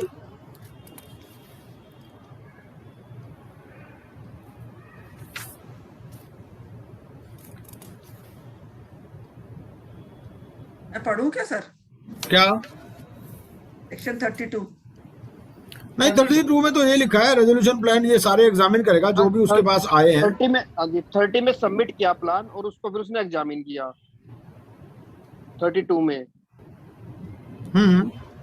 अब जब सबमिट करेगा वो प्लान, तो उसमें वो जो है ना तो सबमिशन के टाइम उसको मालूम है कौन डिसेंटिंग कर रहा है, और ना ही ये मालूम है उसकी लिक्विडेशन वैल्यू कितनी है। वो अपने अंदाजे से भर देगा क्योंकि उसको पता है कि कंपनी की लिक्विडेशन वैल्यू इतनी है कि फाइनेंशियल क्रेडिटर को मिलेगा ही नहीं कुछ, ऑपरेशन को मिलेगा ही नहीं। हाँ सपोज उसके हिसाब से ये जाता है कि ऑपरेशन को ना लिक्विडेशन वैल्यू में कुछ मिलेगा, ना उसको 53 अंदर कुछ मिलेगा जो एप्लीकेंट है, तो वो 0 भी रख सकता है क्या वैल्यू ऑपरेशन क्रेडिटर की? क्यों नहीं लिख सकता, बिल्कुल लिख सकता और वैल्यू लिखनी पड़ेगी अपने को है। हाँ हाँ क्योंकि अपना उसकी जो रजिस्टर्ड वैल्यूएशन की रिपोर्ट वो तो अपना आरपी के पास है, हमारे पास तो है नहीं। फिर वो आरपी कंपेयर करेगा मेरी वैल्यू से। पर आरपी इंफॉर्मेशन मेमोरेंडम में उसको देता होगा ना कंपनी की एसेट्स कितनी कितनी है, उसके बेसिस पर तो बनाता है वो रेजोल्यूशन प्लान बनाता है। एसेट देता है पर वैल्यू नहीं देता ना, वैल्यू नहीं देता, वो बुक वैल्यू देता है। सर मेरे हिसाब से लायबिलिटी देगा वो कितना देना है पैसा। दोनों भी देता है सर, एसेट्स भी देता है, एसेट्स भी देता है, एसेट्स भी देना पड़ता है ना, liability देता है। नहीं तो कोई डिसाइड कैसे करेगा रेजोल्यूशन एप्लीकेंट? एसेट भी देता है, उसकी डब्ल्यूडीवी भी देता है, सब देता है वो। चलो इस पॉइंट पे थोड़ा सा पढ़ के रखे स्टाइल जी, मैं I will revert to you कि आपका पॉइंट वैलिड है वैसे। तो क्योंकि 31 में अप्रूवल हो रहा है रेजोल्यूशन प्लान का ना, और ये सेक्शन 30 सबसेक्शन 2 में आ रहा है। कमेटी तो बाद में अप्रूव करती होगी ना। कमेटी अप्रूव कर रही है सेक्शन 31 में। 36 में करती होगी, 36 में जी। 31 में तो वो नहीं, 33 से तो लिक्विडेशन ही शुरू हो गया ना। नहीं 36 में सेक्शन 30 सब सेक्शन 6 में करती है कमेटी अप्रूव। अच्छा 31 में वो करती है एनसीएलटी 31 में। रेगुलेशंस में भी दिया हुआ है ये पॉइंट क्लियर किया हुआ है। रेगुलेशन 38 जो है इसका insolvency resolution process for the corporate person, उसमें जो फर्स्ट पॉइंट है वो उसमें भी सेम ये चीज अच्छे से क्लैरिफाई करके दी हुई है। नहीं, इनका पॉइंट कुछ अलग है। इनका पॉइंट ये है कि भाई जब ये सेक्शन 30 सब सेक्शन 2 में पहले क्यों लिख दिया यहाँ पर, बस जब अगर 30 सब सेक्शन 6 में यहाँ अप्रूव हो रहा है, कोई बात नहीं, आगे जी I talk to you separately, इसमें थोड़ा रेगुलेशन थोड़ा स्टडी करके आगे।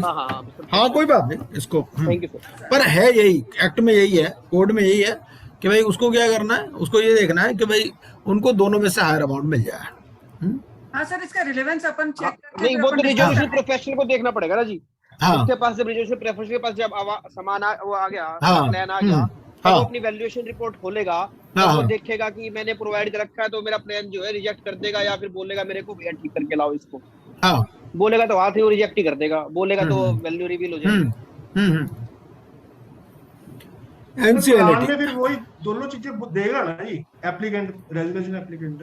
हाँ मैं बिल्कुल। इनको वही होगा ना, तो मतलब वो वहीं पर वो एग्री या डिसएग्री करेंगे ना ये सब क्राइटेरिया, जिसको पैसा ऑपरेशनल क्राइटेरिया है सर, जो हाँ मान लो उसको प्लान के अकॉर्डिंग 53 के अकॉर्डिंग नहीं मिल रहा, तो वहीं पर वो अपनी उसके अगेंस्ट वोट करेगा। हाँ। नहीं फिर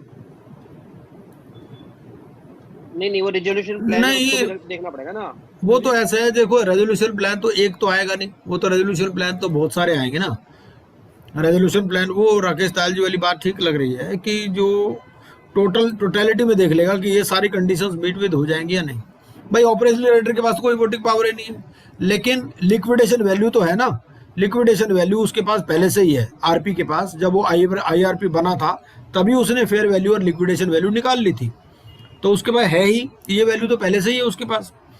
और जहां तक 53 की बात है, तो 53 में आईआरपीसी कॉस्ट भी है उसके पास, insolvency resolution process cost, secured creditors का भी है, सभी कुछ है उसके पास। कितना कितना किसका ड्यू है, क्लेम सारे आ चुके हैं उसके पास, तो क्लेम में पता ही है ना उसको कितना कितना मिलेगा, सबको पैसा मिलेगा। किस बेसिस पे, जो रेजोल्यूशन एप्लीकेंट दे रहा है उसी से तो देना है ना उन्होंने पैसा। रेजोल्यूशन एप्लीकेंट जो भी पैसे दे रहा है, जितने का उसने रेजोल्यूशन प्लान दिया है, रेजोल्यूशन प्लान में क्या वो अमाउंट भी देगा, अमाउंट भी देगा और देगा इस तरह से मैं पेमेंट करूंगा, मैं इस तरह से पैसे लाऊंगा। तो इसको ये देखना है कि उन पैसों से ये सब चीजें हो जाएंगी या नहीं हो जाएंगी।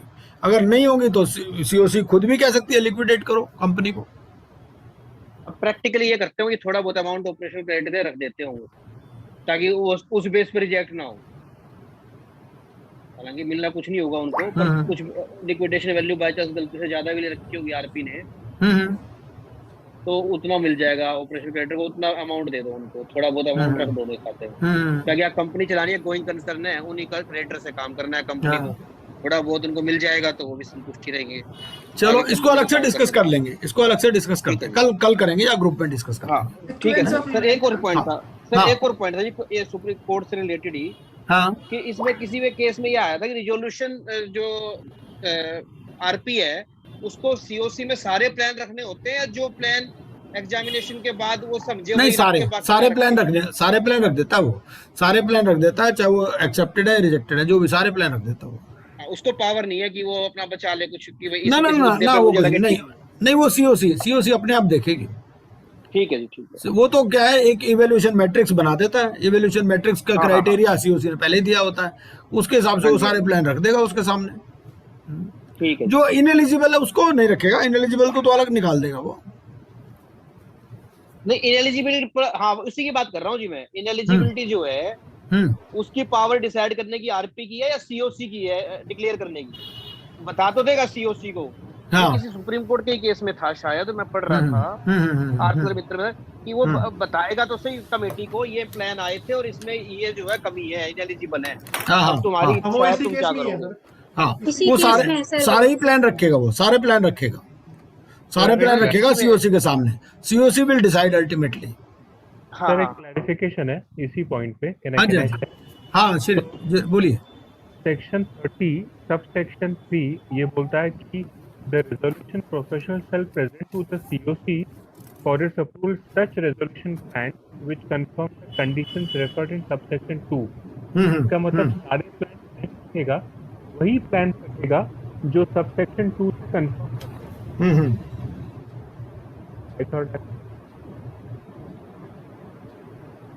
तो देखा तो एक बार चेक करना पड़ेगा कि सारे प्लान जो एलिजिबल रेजोल्यूशन प्लान है वही रखेगा। हाँ मतलब सब सेक्शन 3 वही कह रहा है कि सेक्शन सब सेक्शन 2 के हिसाब से जो एलिजिबल कंडीशन सेटिस्फाई करते हैं तो आरपी वही प्लान रखेगा।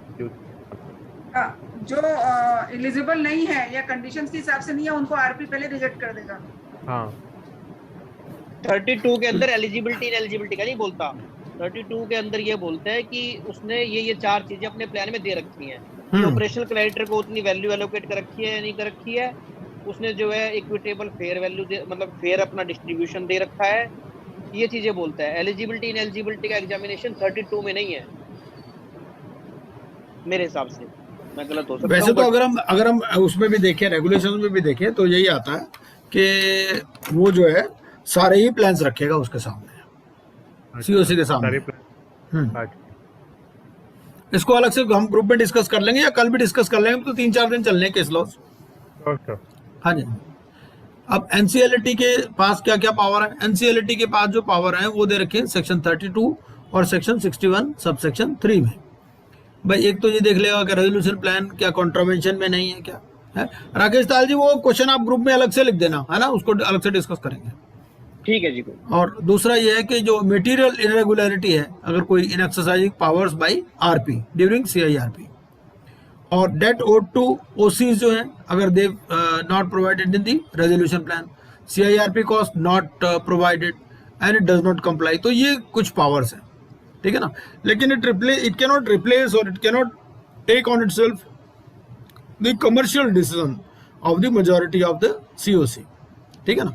And it has got no power to act as court of equity. सिर्फ जो जुडिशियल एस्पेक्ट्स हैं उसी पर ही देखेंगे।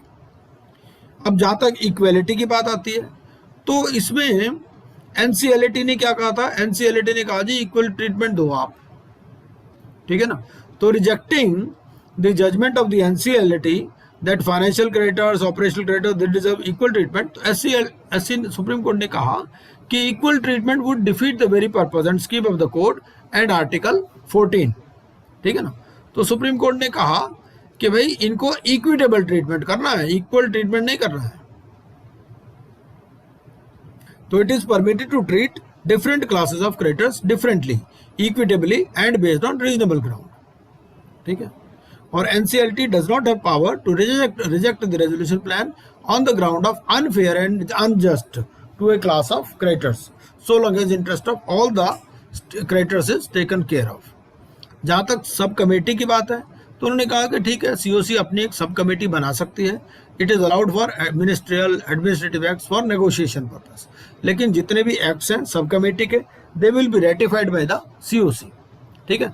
लेकिन जो 28 में पावर्स दी गई हैं, कुछ पावर्स है ना 28 में दे रखे हैं कि भाई जैसे creating the capital structure, changing the capital structure वगैरह, या raising inter finance beyond specified limit, वो सारी जो चीजें हैं वो आप सब कमेटी को डेलीगेट नहीं कर सकते।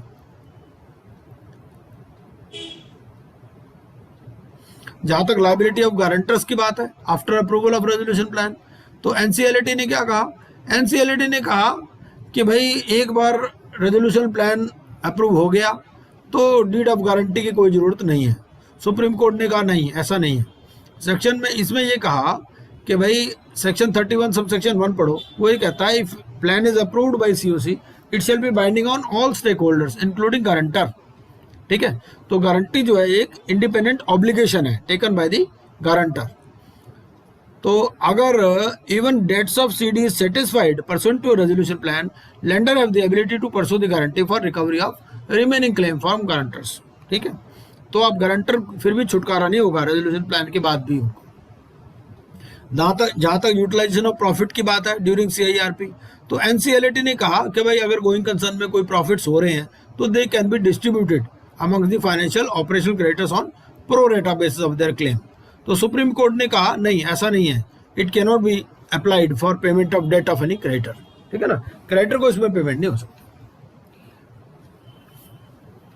जहां तक कॉन्स्टिट्यूशनल वैलिडिटी की बात है ऑफ अमेंडेड एक्ट 2019, तो इसमें ये कहा कि CIRP be completed within 330 days mandatorily including extension of time, failing which CD is to be referred to liquidation.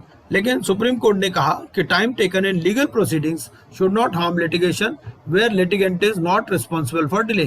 तो मैंडेटरीली वर्ड को भी ऑर्डिनरीली पढ़ा जाए, इसका मतलब 330 डेज के बाद भी एक्सटेंड हो सकती है, ठीक है जी।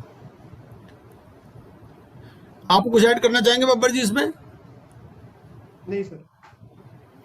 सीओसी ऑफ एसआर स्टील, इसमें क्या कहा? इसमें यह था कि भाई honourable Supreme Court vide its judgement dated November 15, 2019 it has cleared the way for ArcelorMittal's takeover of Essar Steel India Limited, ठीक है। तो बहुत सारी और भी इंपॉर्टेंट ऑब्जर्वेशंस थी। क्या क्या था इसमें?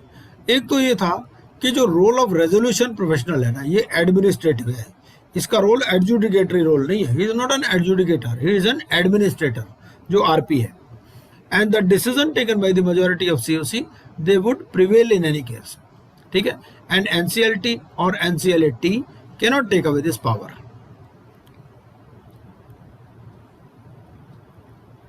फिर लिमिटेड जुडिशियल रिव्यू की बात की इन्होंने।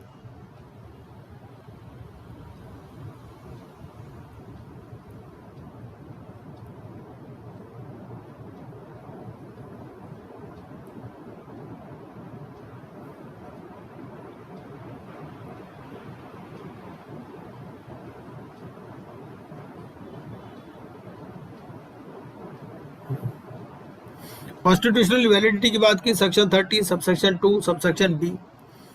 उन्होंने कहा कि there was no residual equity jurisdiction, NCLT या एनसीएलटी के पास कोई इसके कोई इक्विटी जुरिस्डिक्शन नहीं है कि वो ठीक है या नहीं है। They can not interfere in the merits of A business decision taken by the majority of the committee of creditors as long as it is otherwise in conformity with the process of IBC.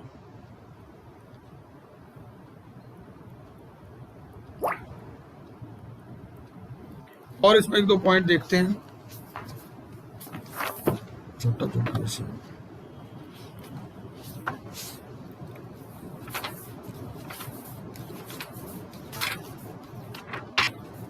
Main इसमें भी यही बोला गया sir, operational को पहले payment मिलेगी हैं, हाँ इसमें भी यही बोला गया ऑपरेशनल क्रेडिटर को एब्सोल्यूट।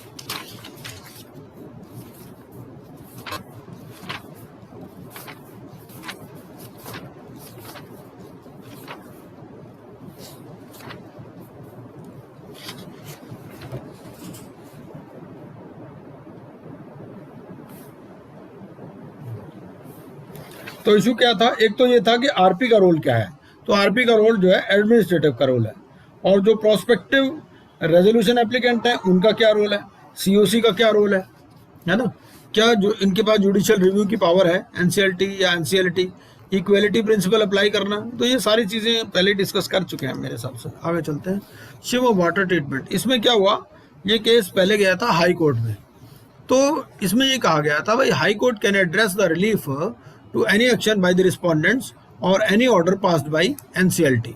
तो हाई कोर्ट जो है ये कॉन्स्टिट्यूशनली वैलिड है या नहीं है, इस डिबेट में नहीं जा सकता। शिवा वाटर ट्रीटमेंट,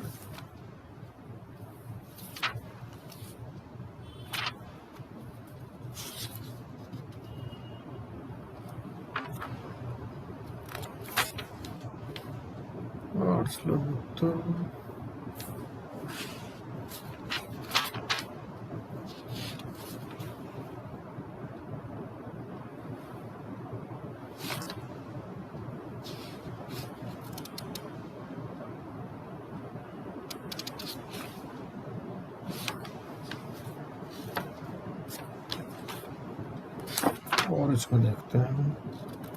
लेकिन इसमें जो प्रीवियस क्वेश्चन था ना ये अपना बुक में से देख रहे हो ना सर? हाँ 372 नंबर पेज पे जाना सर। हाँ 372 पे जाता हूँ। हाँ जी 30 नंबर पॉइंट सर, इसी में क्लियर हो रहा है मेरे हिसाब से। कौन सा 30 number point? On the issue of applicability of on the issue of applicability of section 53 during insolvency resolution. Section वो इसी के रेफरेंस कहाँ पे है? 372 नंबर। ये जो आशीष बगिया सर वाली बुक है उसके अंदर 372 पेज नंबर है, पॉइंट नंबर 30। मैं पढ़ देता हूँ for the information of all. On the issue of applicability of section 53 during insolvency resolution, the court held that section 30 subsection 2 subsection B of the code refers to section 53 not in the context of priority of payment of creditors but only to provide for a minimum payment to operational creditors। ठीक है, priority नहीं मिल रही यहाँ पर, इनको सिर्फ provide करना है। However, this again does not in any manner limit the COC from classifying creditors as financial or operational and as secured or unsecured. Full freedom and discretion have been given, as has been seen hereinabouts, to the committee of creditors to classify creditors and to pay secured creditors, which can be based upon the value of their security, which they would otherwise be able to realize outside the process, thereby stemming the corporate। ठीक है, तो यही है। तो Shivam water treatment को थोड़ा और देखते हैं। तो इस केस में क्या हुआ, ये आर्टिकल 226 में रिट लगाई गई थी। क्या होता है कि जैसे आर्टिकल 32 में सुप्रीम कोर्ट में रिट लगाते हैं, आर्टिकल 226 में लगाते हैं हाई कोर्ट में। क्या कहते हैं कि जी हमारे जो फंडामेंटल राइट्स हैं उनका वायलेशन हुआ, तो आर्टिकल 226 की ये रिट जो हाई कोर्ट में लगती है, इसके लिए कि भाई पूरे कोर्ट प्रोसेस से जाने की जरूरत नहीं होती, भाई सेशन कोर्ट में जाओगे फिर आप हाई कोर्ट में जाओगे, ऐसा नहीं, डायरेक्ट हाई कोर्ट में। ऐसे आर्टिकल 32 में सीधा आप सुप्रीम कोर्ट में जा सकते हो। तो ये आर्टिकल 226 में special civil application was filed by Shivam Water Treaters, ठीक है ना। अब इन्होंने क्या कहा, इन्होंने कहा कि भाई बहुत सारे सेक्शन जो हैं, सेक्शन 5, 6, 7, 12, 29, 214, 231, 238, ये अल्ट्रा वायरस है। The constitution of India and और द एविडेंस एक्ट एंड और RDB एंड और सरफेसी, ठीक है ना। और जो अपॉइंटमेंट है ऑफ टेक्निकल मेंबर्स, NCLT, ये सारी जो हैं ये अनकॉन्स्टिट्यूशनल है और नॉन एस्ट है, ठीक है। तो when the matter was called for hearing before high court, A copy of order, इससे कॉपी ऑफ ऑर्डर थी passed by supreme Court in writ petition number in case of central administrative tribunal versus union of India and others was produce. तो उन्होंने supreme court के order की भी एक copy इस case में दिखाई। और हाई कोर्ट ने कहा कि भाई अगर आपको कोई क्लैरिफिकेशन चाहिए इसमें, ये कह रहे हुए सारे अल्ट्रा वायरस हैं, तो आप इसके लिए सुप्रीम कोर्ट में जाओ, ठीक है ना। द पार्टीज में approach the supreme court whether this proceed with the matter or not in the views of the facts and that different reliefs has been sought in the present civil application। भाई आपने तो पूरे का पूरा code ही गिना दिया, आपने कह दिया सारे सेक्शन गलत हैं इसमें, section 5 subsection 7, 6, 7, section 12, section 29, section 214, 231 और 238। इन्होंने कहा सारे अल्ट्रा वायरस है कॉन्स्टिट्यूशन एंड और इंडियन एविडेंसी एक्ट या RDB सरफेसी एक्ट, और जो अपॉइंटमेंट है टेक्निकल मेंबर्स की, NCLT की, ये भी अनकॉन्स्टिट्यूशनल है। तो उन्होंने कहा भाई ये बहुत सारे मैटर्स आपने इसमें बनाए हैं, ये आप इसके लिए सुप्रीम कोर्ट को अप्रोच करो, ठीक है। In order to seek clarification as per the order of high court, special leave petition was filed before the supreme court, ठीक है। तो क्वेश्चन ये आया कि whether the high court can examine the relief sought for with regard to validity of the, उन्होंने कहा भाई supreme court से पूछ लो, ठीक है ना, कि भाई हमारा जुरिस्डिक्शन क्या है और सुप्रीम कोर्ट का जुरिस्डिक्शन क्या है। तो इशू ये आ गया, whether the high court can examine the relief sought for with regard to validity of the provisions of the code and also the constitutional validity of the NCLT, ठीक है। तो सुप्रीम कोर्ट ने क्या कहा, supreme court ने कहा कि high court is requested not to enter into the debate pertaining to the validity of the IBC और constitutional validity of NCLT। उन्होंने कहा भाई आप IBC वैलिड है या नहीं है, या NCLT की कॉन्स्टिट्यूशनल वैलिडिटी के ऊपर आप मत कमेंट करो, हाई कोर्ट को बोला, ठीक है ना। तो our present order does not debar the petitioner to challenge the validity of composition of NCLT and validity. उन्होंने कहा हमारे पास आ जाओ, आप आर्टिकल 32 में एप्लीकेशन लगा दो सुप्रीम कोर्ट के पास, हम इसका डिसीजन देंगे, ठीक। तो उसके बाद में क्या हुआ, जब ये सुप्रीम कोर्ट का ऑर्डर आया तो हाई कोर्ट ने क्या कहा, हाई कोर्ट ने कहा कि petitioner has questioned the maintainability of the petition filed by the respondent number 2 under section 7 beside seeking relief relating to validity of the provisions of the code and constitutional validity of NCLT, ठीक है ना। तो हम अपना जो है इसको सिर्फ इतना कन्फाइन करते हैं to the extent of maintainability of the petition under section 7, ठीक है। तो high court of Gujarat rejected the arguments that NCLT cannot adjudicate on the validity of assignment deed, power of authority of assigner and existence of dispute, क्योंकि इसमें NCLT की power को challenge किया गया था कि भाई NCLT cannot adjudicate on the validity of assignment deed। तो हाई कोर्ट ने ये आर्गुमेंट रिजेक्ट कर दिया कि भाई NCLT कैनॉट एडजुडिकेट। उन्होंने कहा NCLT के पास पावर है, it can adjudicate on the validity of assignment deed, क्योंकि हमें मालूम है कि असाइनमेंट डीड में क्या होता है, एक का डेट दूसरे को ट्रांसफर हो सकता है, ठीक है ना, और जो असाइनी है वो एप्लीकेशन लगा सकता है। तो high court also noted that NCLT had issued notice to the petitioner inviting objections to the petition file.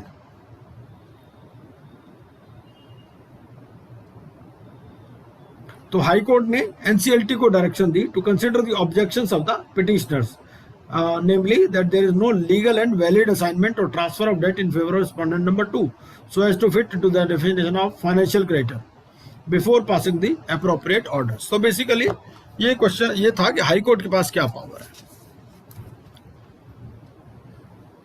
अगला केस इसमें आता है BK educational services. BK educational में क्या था, ये 238 के ऊपर केस है बेसिकली, और ये कहता है कि whether limitation act is applicable to applications under section 7 and 9. अगर एप्लीकेबल है तो कब से एप्लीकेबल है. ठीक, जब ये आईबीसी नया नया आया था, आईबीसी में ये था कि भाई ये एप्लीकेबल होगा since the Inception of the code 1 दिसंबर 2016 से. ठीक है, तो अब बात ये है, इसमें क्या कहा गया, इसमें ये कहा गया the provisions of the limitation Act shall as far as may be apply to the proceedings or appeals before NCLT, NCLAT, DRT, DRAT. ठीक है, अपील फाइल की गई थी इसमें एनसीएलएटी के ऑर्डर के अगेंस्ट में, जिसमें ये कहा गया था कि भाई सेक्शन 7 में लिमिटेशन एक्ट नहीं लगता. ठीक है, तो इशू ये आ गया क्योंकि ये जो 238A आया था ये बाय वे ऑफ अमेंडमेंट आया था. तो उसमें क्या कहा गया था, उसमें ये कहा गया, जब 238A की अमेंडमेंट आई उसमें ये कहा गया था कि भाई Limitation Act shall as far as may be apply to the proceedings before NCLT. Issue ये हुआ कि whether limitation act is applicable to applications that are made under section 7 और 9 फ्रॉम द कमेंसमेंट. ठीक है, क्योंकि जून 6 को ये अमेंडमेंट आई थी, तो क्या ये जो अमेंडमेंट ये जून 6 से लगेगा या 1 दिसंबर से लगेगा. ठीक है, तो डिसीजन इसने क्या कहा सुप्रीम कोर्ट ने, the court came to the conclusion that the limitation act would apply to NCLT proceedings. ठीक है, तो इसमें ये कहा गया भाई 238A का रिट्रोस्पेक्टिव एप्लीकेशन है. 238A लगा 6 जून से, लेकिन आपका लिमिटेशन एक्ट 1 दिसंबर 2016 से ही ऑपरेटिव मान लिया जाएगा. ठीक है, otherwise applications seeking to resurrect time-barred claims would have to be allowed, not being governed by the law of limitation. However, condonation of delay application can be considered in respect of such application. उन्होंने कहा भाई पुराने dates को revive करने के लिए नहीं है, ये कोई स्टेल या डेड क्लेम को रिवाइव करने के लिए नहीं लाया गया. Code can not be triggered.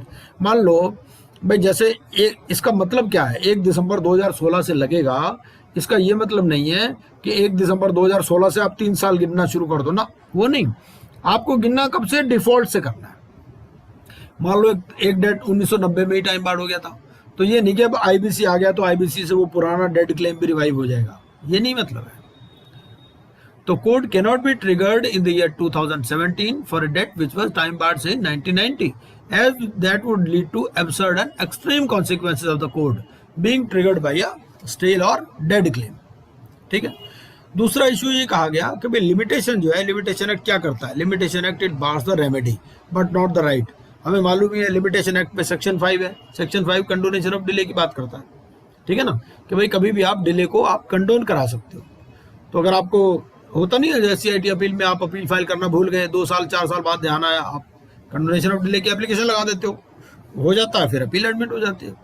तो ये लिमिटेशन एक्ट है. Limitation bars the remedy but not the right. Limitation being procedural in nature, it would ordinarily be applied retrospectively except that new law if limitation can not revive a dead remedy. ठीक है ना. फिर उन्होंने कहा कि भाई date due का क्या मतलब है. डेट ड्यू का मतलब है due and payable in law, that is the debts which are not time barred. Time barred को एंटरटेन करने के लिए नहीं लाया गया कोड.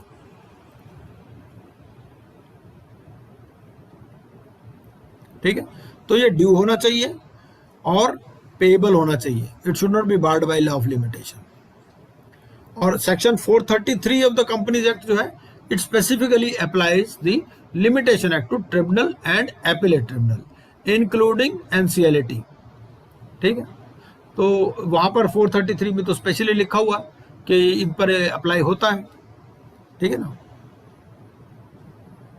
और ये जो सेक्शन 433 है और जो सेक्शन 238A है, they apply the provisions of the limitation act as far as may be. Therefore, where a period of limitations have been laid down, these periods will apply notwithstanding. ठीक है, तो limitation act के ऊपर था ये, it will not revive a dead remedy ठीक है ना, लेकिन लिमिटेशन एक्ट लगेगा। और 238A चाहे 6 जून 2018 को आया है, लेकिन ये 1 दिसंबर 2016 से लगेगा। लेकिन ये मतलब नहीं है कि 1 दिसंबर 2016 से आप 3 साल गिनना शुरू कर दो। अगर कोई डेट 2005 में ही खत्म हो गया, 2005 में ही टाइम बार्ड हो गया, वो यहाँ नहीं ला सकते आप।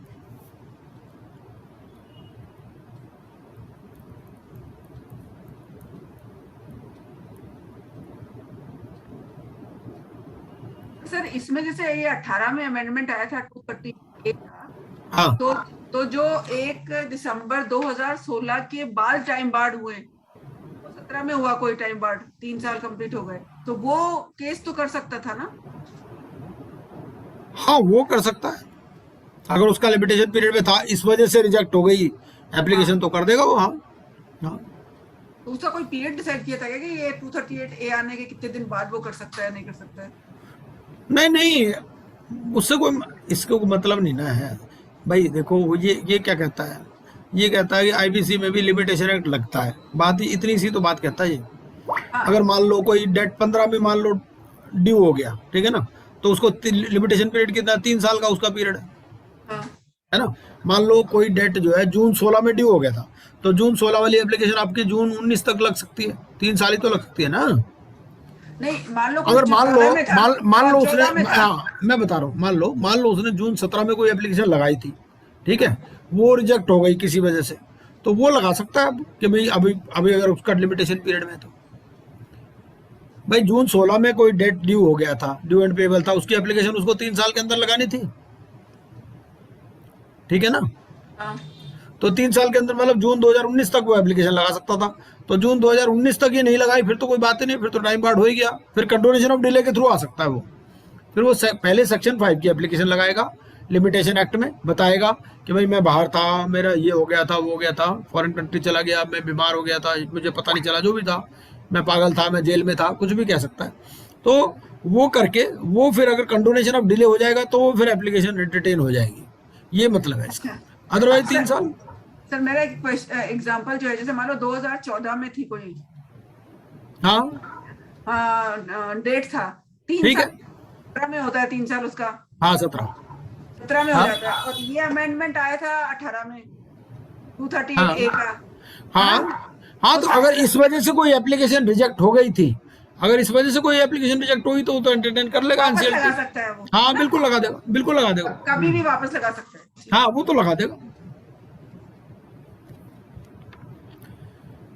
अगला केस देखें जी, Chitra Sharma versus union of India. Chitra Sharma वाले केस में क्या था,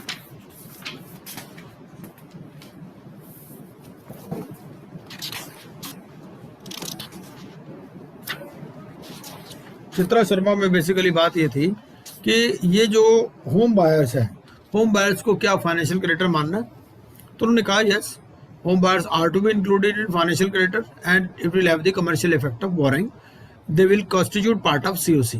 और जो promoters हैं they are ineligible to participate in COC. बहुत सारी इसमें SLPs लगी थी। सुप्रीम कोर्ट में जैसे मैंने बताया जब भी लगती है ना वो SLP, ये लगती है आर्टिकल 32 के थ्रू कि वायलेशन ऑफ फंडामेंटल राइट हुआ है।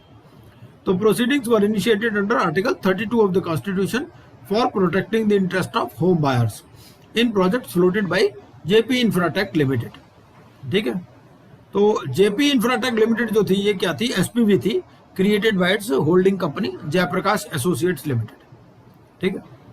तो IDBI ने एक एप्लीकेशन लगाई थी under section 7 of the code against JP Infratech Limited before NCLT, ठीक है। और JP Infratech Limited filed its objection opposing admission. लेकिन according to the petitioner GIL withdrew the objection and furnished its consent for a resolution plan under the provisions of the code. लेकिन बाद में उसने अपने objection को remove कर लिया। IDBI ने क्या क्लेम किया था, जो एप्लीकेशन लगी थी NCLT के सामने, उसमें कहा था कि भाई GIL ने डिफॉल्ट किया है 526 करोड़ रुपए का, ठीक है। तो NCLT ने इनिशिएट कर दी CIRP, मॉरिटोरियम इशू हो गया, ठीक है ना। और ये जो IRP था इसने क्लेम्स मंगाए फाइनेंशियल क्रेडिटर्स, ऑपरेशनल क्रेडिटर्स से। 16 अगस्त 2017 को आईबीसी में एक अमेंडमेंट आ गई। क्या अमेंडमेंट आई? It was to include claims by other creditors. ठीक है, अब इन्होंने ये कहा कि भाई, तो बोर्ड ने एक प्रेस नोट रिलीज किया। बोर्ड ने क्या कहा कि home buyers could fill in form F. उन्होंने कहा भाई, पहले तो ये कंफ्यूजन था कौन से फॉर्म में भरी जाएगा, तो उन्होंने कहा होम बायर जो है फॉर्म एफ भर लो, क्योंकि वो फाइनेंशियल और ऑपरेशनल क्रेडिटर नहीं है। ठीक है, ये बोर्ड का प्रेस रिलीज है। अब main grievance for filing the instant petition was the CIRP ignores the interest of vital stakeholder. उन्होंने कहा ये होम बायर्स ही तो असली पार्टी है, इसमें होम बायर्स को आप इग्नोर कर रहे हो। ठीक है ना, ये जो पिटीशन लगाई सुप्रीम कोर्ट में, ये इसलिए लगाई गई थी कि भाई जो होम बायर्स हैं, होम बायर्स को तो कोई आप उसको अदर क्रेडिटर मान रहे हो यहाँ पर।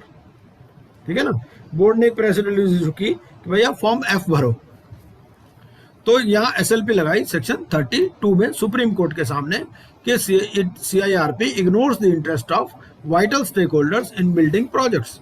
ठीक है, chief of them are individuals. ठीक है, इन्होंने सारी अपनी पूरी जीवन की कमाई लगा रखी है। ठीक है ना, तो IBC ने क्या कहा? IBC in the submit recognised only 3 category, एक तो कॉर्पोरेट डेटर, एक फाइनेंशियल क्रेडिटर और ऑपरेशनल क्रेडिटर्स।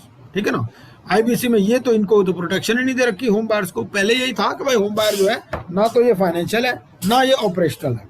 ठीक है, तो इसमें बोर्ड ने क्या है, प्रेस रिलीज इशू कर दी थी। बोर्ड ने कहा था ये फॉर्म एफ भर लो, क्योंकि आप ना तो फाइनेंशियल हो ना ऑपरेशनल हो, तो आपको अदर डेट्स वाली कैटेगरी में डाल देते हैं। तो not being protected by the IBC, the petitioners contended that the rights conferred upon them by special enactments including Consumer Protection Act, RERA, they could not be divested. ठीक है, suspension of the right to seek redressal before an adjudicatory forum under section 14 would, it was asserted, leave the home buyers without a remedy. तो 238 of the IBC gives it an overriding effect over other laws in existence. तो उन्होंने कहा भाई पहले तो हमारे पास consumer protection rights में भी था, रेरा में भी था। ठीक है ना, अब IBC क्योंकि ओवरराइड कर रहा है 238, तो वहां पर भी हमारा तो राइट खत्म हो जाएगा। ठीक है, तो when the petition was instituted they had no locus in the CIRP। भाई इनको पहले कोई पावर ही नहीं थी CIRP में। ये पुरानी बात है जब होम बायर्स इंक्लूडेड नहीं थे। ठीक है ना, तो liquidation would leave the home buyers to face an uncertain. अब कंपनी का लिक्विडेशन हो जाएगा तो उनको क्या मिलेगा? ठीक है ना, disposal of assets would, it is apprehended, deprive them of the right to own a house. ठीक है भाई, अगर कंपनी लिक्विडेट कर दोगे तो जो उनका घर का सपना था वो तो खत्म हो जाएगा। Disposal of assets would, it is apprehended, deprive them of their right to own a house. Faced with a situation of human distress occasioned by the failure of the developers to meet their contractual obligations and a legal regime as it then stood under the IBC, which provided no solace to home buyers, the Supreme Court issued notice on 4th September in a batch of writ petitions.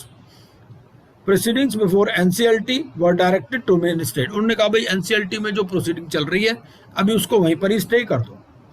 Court further directed that a copy of the proceedings be served on the office of the learned Attorney General. Applications for impleadment and interventions were allowed. ठीक है, अब IDBI ने क्या किया? IDBI filed an application for vacating the ad interim order dated 4th September 2017. तो Attorney General submitted before this court that the order of stay would result in a consequence which was unintended. तो उन्होंने कहा भाई अभी अगर ये stay हो जाएगा, भाई NCLT परमिट कर रहा है CIRP शुरू करो, आप सुप्रीम कोर्ट कह रहे हैं इसको स्टे कर दो। ठीक है, क्योंकि ये होम बायर्स की बात इसमें आ रही है कि होम बायर्स को तो अप्रोप्रिएट रेमेडी मिल नहीं रही, लिक्विडेशन हो जाएगा तो उनको बेचारों को क्या मिलेगा, है ना। तो अटॉर्नी जनरल ने ये कहा कि भाई जो अगर आप ये स्टे कर देंगे तो stay it would result in a consequence which was unintended. Control of JIL would be restored to the erstwhile management. भाई जब CIRP खत्म होगी तो क्या होगा? दोबारा मैनेजमेंट के पास पावर आ जाएगी। ठीक है ना, क्योंकि जब आपने CIRP को स्टे कर दिया तो दोबारा उनके पास पावर आ जाएगा। Such a consequence would affect the rights of creditors and of the consumers as well. In the meantime, as a result of the ad interim stay, IRP had handed over records to JIL. उसने क्या किया था भाई, stay तो हो ही गया था, तो स्टे की वजह से उसने क्या किया, उसने रिकॉर्ड्स JP इंफ्राटेक को दे दिए। ठीक है, IRP ने. Counsel for the home buyers contended that if the order of stay was being modified to enable the IRP to take back control, it was necessary to have their representative on the committee of creditors. The regime of that did not at that stage include any representation from home buyers. तो उस stage में वहां पर home buyers का कोई representation नहीं था. ये 17 की बात है, ठीक है. अकॉर्डिंगली 11 सितंबर को इस कोर्ट ने अपना पुराने वाला ऑर्डर जो 4 सितंबर था उसको मॉडिफाई कर दिया and passed interim directions to the effect that IRP was permitted to take over management of GIL and to proceed to formulate an interim resolution plan within a stipulated period. तो उन्होंने कहा भाई आप stipulated period में एक interim resolution plan लेके आओ. The IRP was directed to ensure that necessary provisions were made to protect the interest of the home buyers. उन्होंने कहा भाई इनके इंटरेस्ट को आप कैसे प्रोटेक्ट करोगे ये बताओ. To facilitate the views of the home buyers being placed before the COC, this court nominated a senior counsel. उन्होंने कहा कि भाई हम अपने यहाँ से काउंसिल लगा देते हैं, सीनियर काउंसिल को लगा देते हैं, वो कमेटी में इनके इंटरेस्ट को देख लेगा, ठीक है, वो पार्टिसिपेट कर लेगा. As the holding company of GIL was directed to deposit a sum of 2000 crore. तो ये उन्होंने कहा भाई तब तक ये जो है जयप्रकाश एसोसिएट्स लिमिटेड की होगी होल्डिंग कंपनी है, वो इनके 2000 करोड़ रुपए जमा करा तब तक. तो court initiated steps to protect the interest of the home buyers. At that stage it must be noted the COC as constituted under section did not include a representative of the home buyer. तो वहां पर home buyers का कोई representative नहीं था क्योंकि clarity नहीं थी, ठीक है ना, कि भाई होम बायर्स इसमें आएंगे फाइनेंशियल क्रेडिटर में नहीं. The mechanism evolved by the court was intended to provide a workable arrangement under the then prevailing regime so that the interest of the home buyers would not be ignored. उन्होंने कहा भाई ठीक है हम अपना एक सेंट्रल सीनियर काउंसिल लगा देते हैं कोर्ट की तरफ से, who will take care of the interest of the home buyers. तो Jaiprakash associates moved an application before this court. उन्होंने कहा कि भाई आपने हमें, ये हमारी तो होल्डिंग कंपनी है, चल रही है CIRP किसकी, JP इंफ्राटेक की, है ना, IDBI ने केस कर रखा, तो आप हमारे को क्यों कह रहे हो 2000 करोड़ रुपए जमा कराओ. तो उन्होंने कहा Jaiprakash associates limited moved an application before this court for vacating the direction for deposit of 2000 crore और for a modification that would enable JAL to transfer its rights under a concession agreement in respect of the Yamuna Expressway. ठीक है, by its order this court declined to modify the direction. तो उन्होंने कहा कि भाई ठीक है हम ये जो 2000 करोड़ रुपए डिपॉजिट करना है तो आपको करना ही पड़ेगा, टाइम थोड़ा और दे देते हैं, आप 5 नवंबर तक कर लो. तो 16/5/2018 को the court was apprised of the fact that amount of, उन्होंने कहा 750 करोड़ रुपए जमा हो चुका है. तो इसमें फिर फर्दर डायरेक्शन दी सुप्रीम कोर्ट ने कि 1000 करोड़ रुपए आप और जमा कराओ 15 जुलाई 2018 तक, ठीक है, subject to which a stay was granted of further proceedings only in so far as the liquidation is concerned. ठीक है. Further hearing were conducted in the matter on 13th July 2018. Certain proposals were made by JAL before this court for permission to alienate specific assets to secure compliance with the interim directions. तो उन्होंने कहा भाई ऐसा है, हमें कुछ specific assets को अलाइनेट करने की परमिशन दे दो. भाई पैसे कैसे आएंगे, पैसे तो एसेट्स बेच करके ही आएंगे ना. आपने कह दिया हमें 2000 करोड़ रुपए जमा करा दो, तो हमें परमिशन दे दो टू अलाइनेट द स्पेसिफिक एसेट्स. ठीक है. Observing that the court was not inclined to entertain the proposals mooted by the JL, the proceedings were directed to be listed on 16/7/2018 exclusively for the purpose of considering the issue of rights of the home buyers and the capability of JL and JIL to construct the projects. So in the case of JIL, the period for completing CIRP was to end on 6/2/2018 को ये खत्म होने वाला था. 90 days का इन्होंने extension मांगी COC ने, इट वॉज ग्रांटेड. ठीक है ना. तो अब ये एक्सटेंडेड पीरियड्स में आ गया 12/5/2018. अब during the course of the process IRP invited expression of interest in pursuance of which 10 applicants 10 ने रेजोल्यूशन प्लान सबमिट किया, इंक्लूडिंग जयप्रकाश एसोसिएट्स लिमिटेड जो इसकी होल्डिंग कंपनी थी. ठीक है. IRP had made it clear while inviting applications for expression of interest that the resolution plan to be submitted by the applicants must protect the interest of home buyers. ठीक है.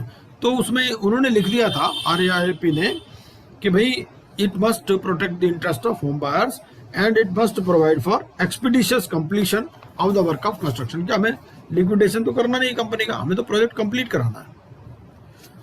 तो अब ये जो bid submitted by Jaiprakash associates Limited, क्योंकि इसकी holding company थी, तो इट वाज फाउंड इनएलिजिबल, ठीक है ना, क्योंकि 29 में बाहर है, होल्डिंग कंपनी तो कर नहीं सकती। इट वाज नॉट ओपन, ठीक है। Of the resolution plan submitted by the 9 resolution applicants, 5 जो है वो कंप्लाइंट नहीं थे कोर्ट के साथ। They were not presented to the COC for consideration. After initial negotiation a discussion took place with 4 resolution applicant, तो 4 रेजोल्यूशन एप्लीकेंट्स के decision हुआ, उनके साथ डिस्कशन हुआ। On consideration of the resolution plans by the parties, COC decided to shortlist the resolution plan of Lakshadweep for negotiation. तो उन्होंने कहा इसको नेगोशिएशन के लिए बुलाते हैं। COC resolve to put the resolution plan of Lakshadweep for voting, ठीक है।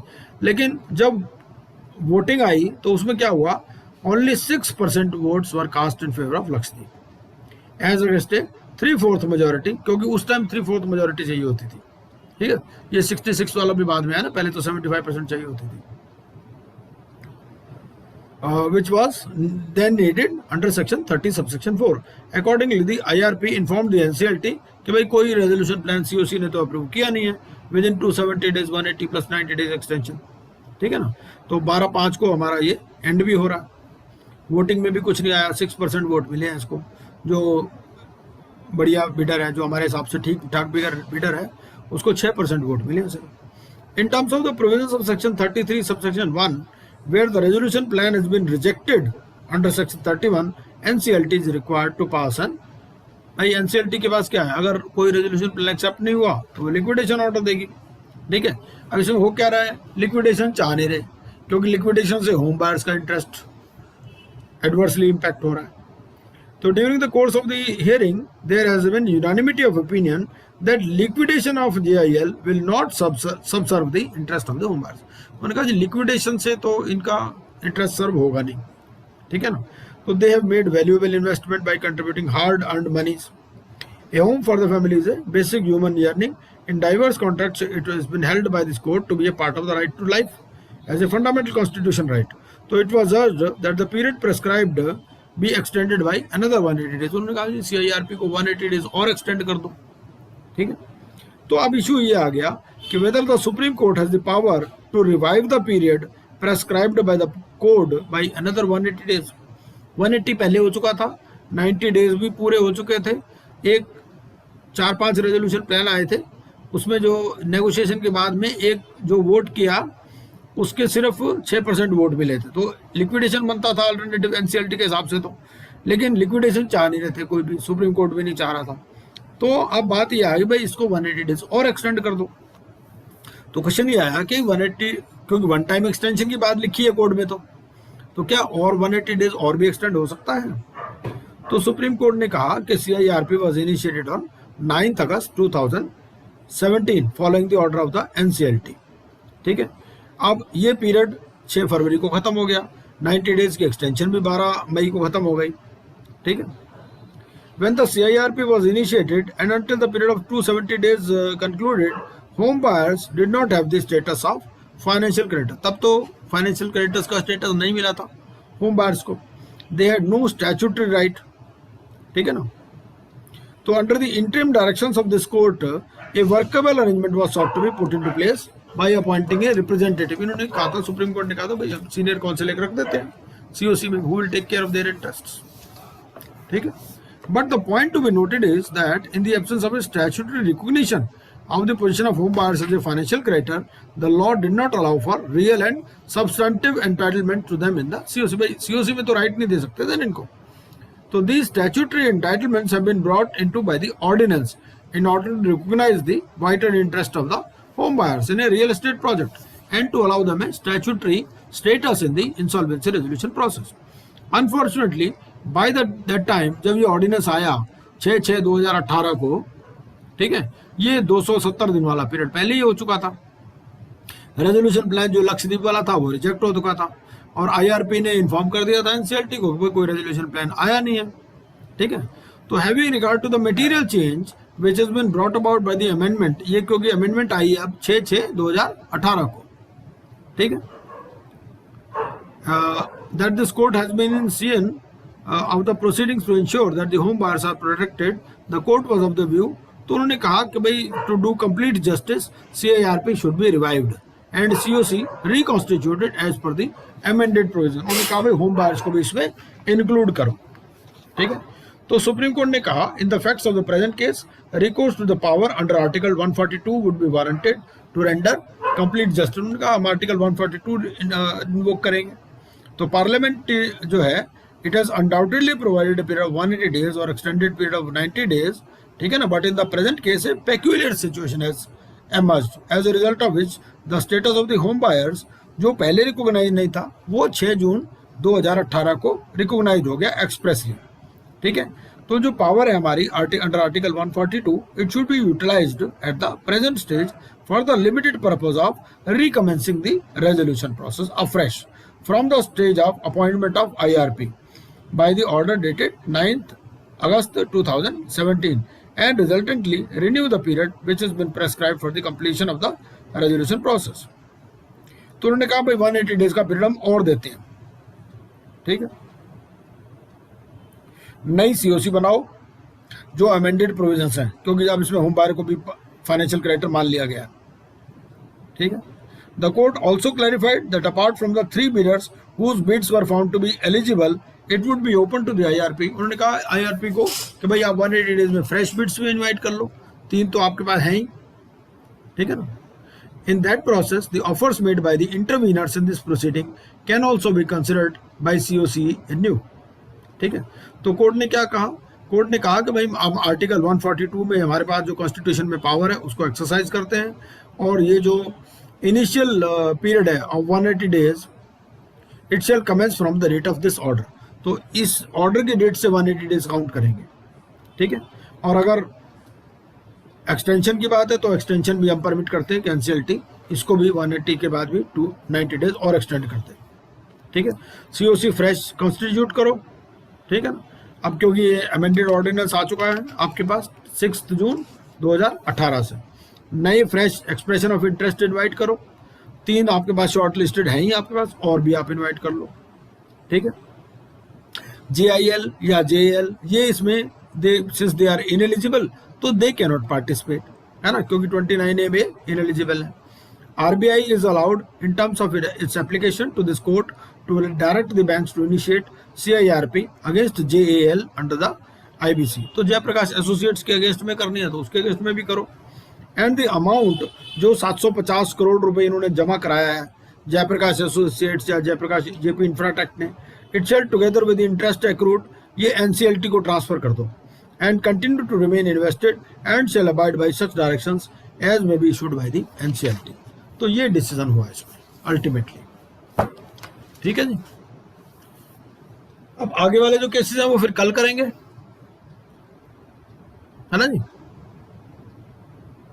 इनको आप पढ़ लीजिएगा एक बारी, तो अगले वाले केसेस जो है फिर कल करते हैं। कल NCLT है हाई कोर्ट दोनों नहीं, अभी तो सुप्रीम कोर्ट ही चल रहा है, ठीक है। सर ये केस अच्छे से समझ में आ गया, जयप्रकाश वाला आ गया ना। हाँ वही जरूरी है, समझ में आना पूरा जरूरी है। डिस्कस किया ना सर आपने पॉइंट टू पॉइंट, तो पूरा अच्छे से डिस्कस समझ में आया। हाँ हाँ ठीक है जी। अब बाकी वैसे कल मुझे बाहर जाना है जरा, अगर लेट हो गया तो हो सकता है मीटिंग का टाइम कुछ चेंज करना पड़े या कुछ करेंगे जैसा भी होगा। तो थोड़ा लेट भी कर सकते हैं क्या, हम 7:30 8 भी कर सकते हैं क्या, हो सकता है मुझे लेट हो जाए। बिल्कुल कर सकते हैं सर। हाँ सर, कोई प्रॉब्लम तो है, कोई इशू है जी। हाँ कर सकते हैं ठीक है, सर। ठीक है जी। हाँ जी हाँ जी ओके जी। तो आप बाकी वाले केसेस भी पढ़ लीजिएगा, और ये जो है ना मैं अल्टीमेटली क्या करूँगा, इस PPT को भी अमेंड कर दूंगा उस हिसाब से ना। PPT भी बड़ी पुरानी बनी हुई है, ये कब की चला रहे हैं हम, मेरे ख्याल साल से ऊपर हो गया इसको, इसी को चलाए जा रहे हैं। बट अब टाइम आ गया, इसको भी दोबारा लिख देंगे एक बार। ठीक है सर। एक बार ये सारे डिसीजन ये हो जाए ना डिस्कस सारे, उसके बाद दोबारा कर लेंगे इसको, क्योंकि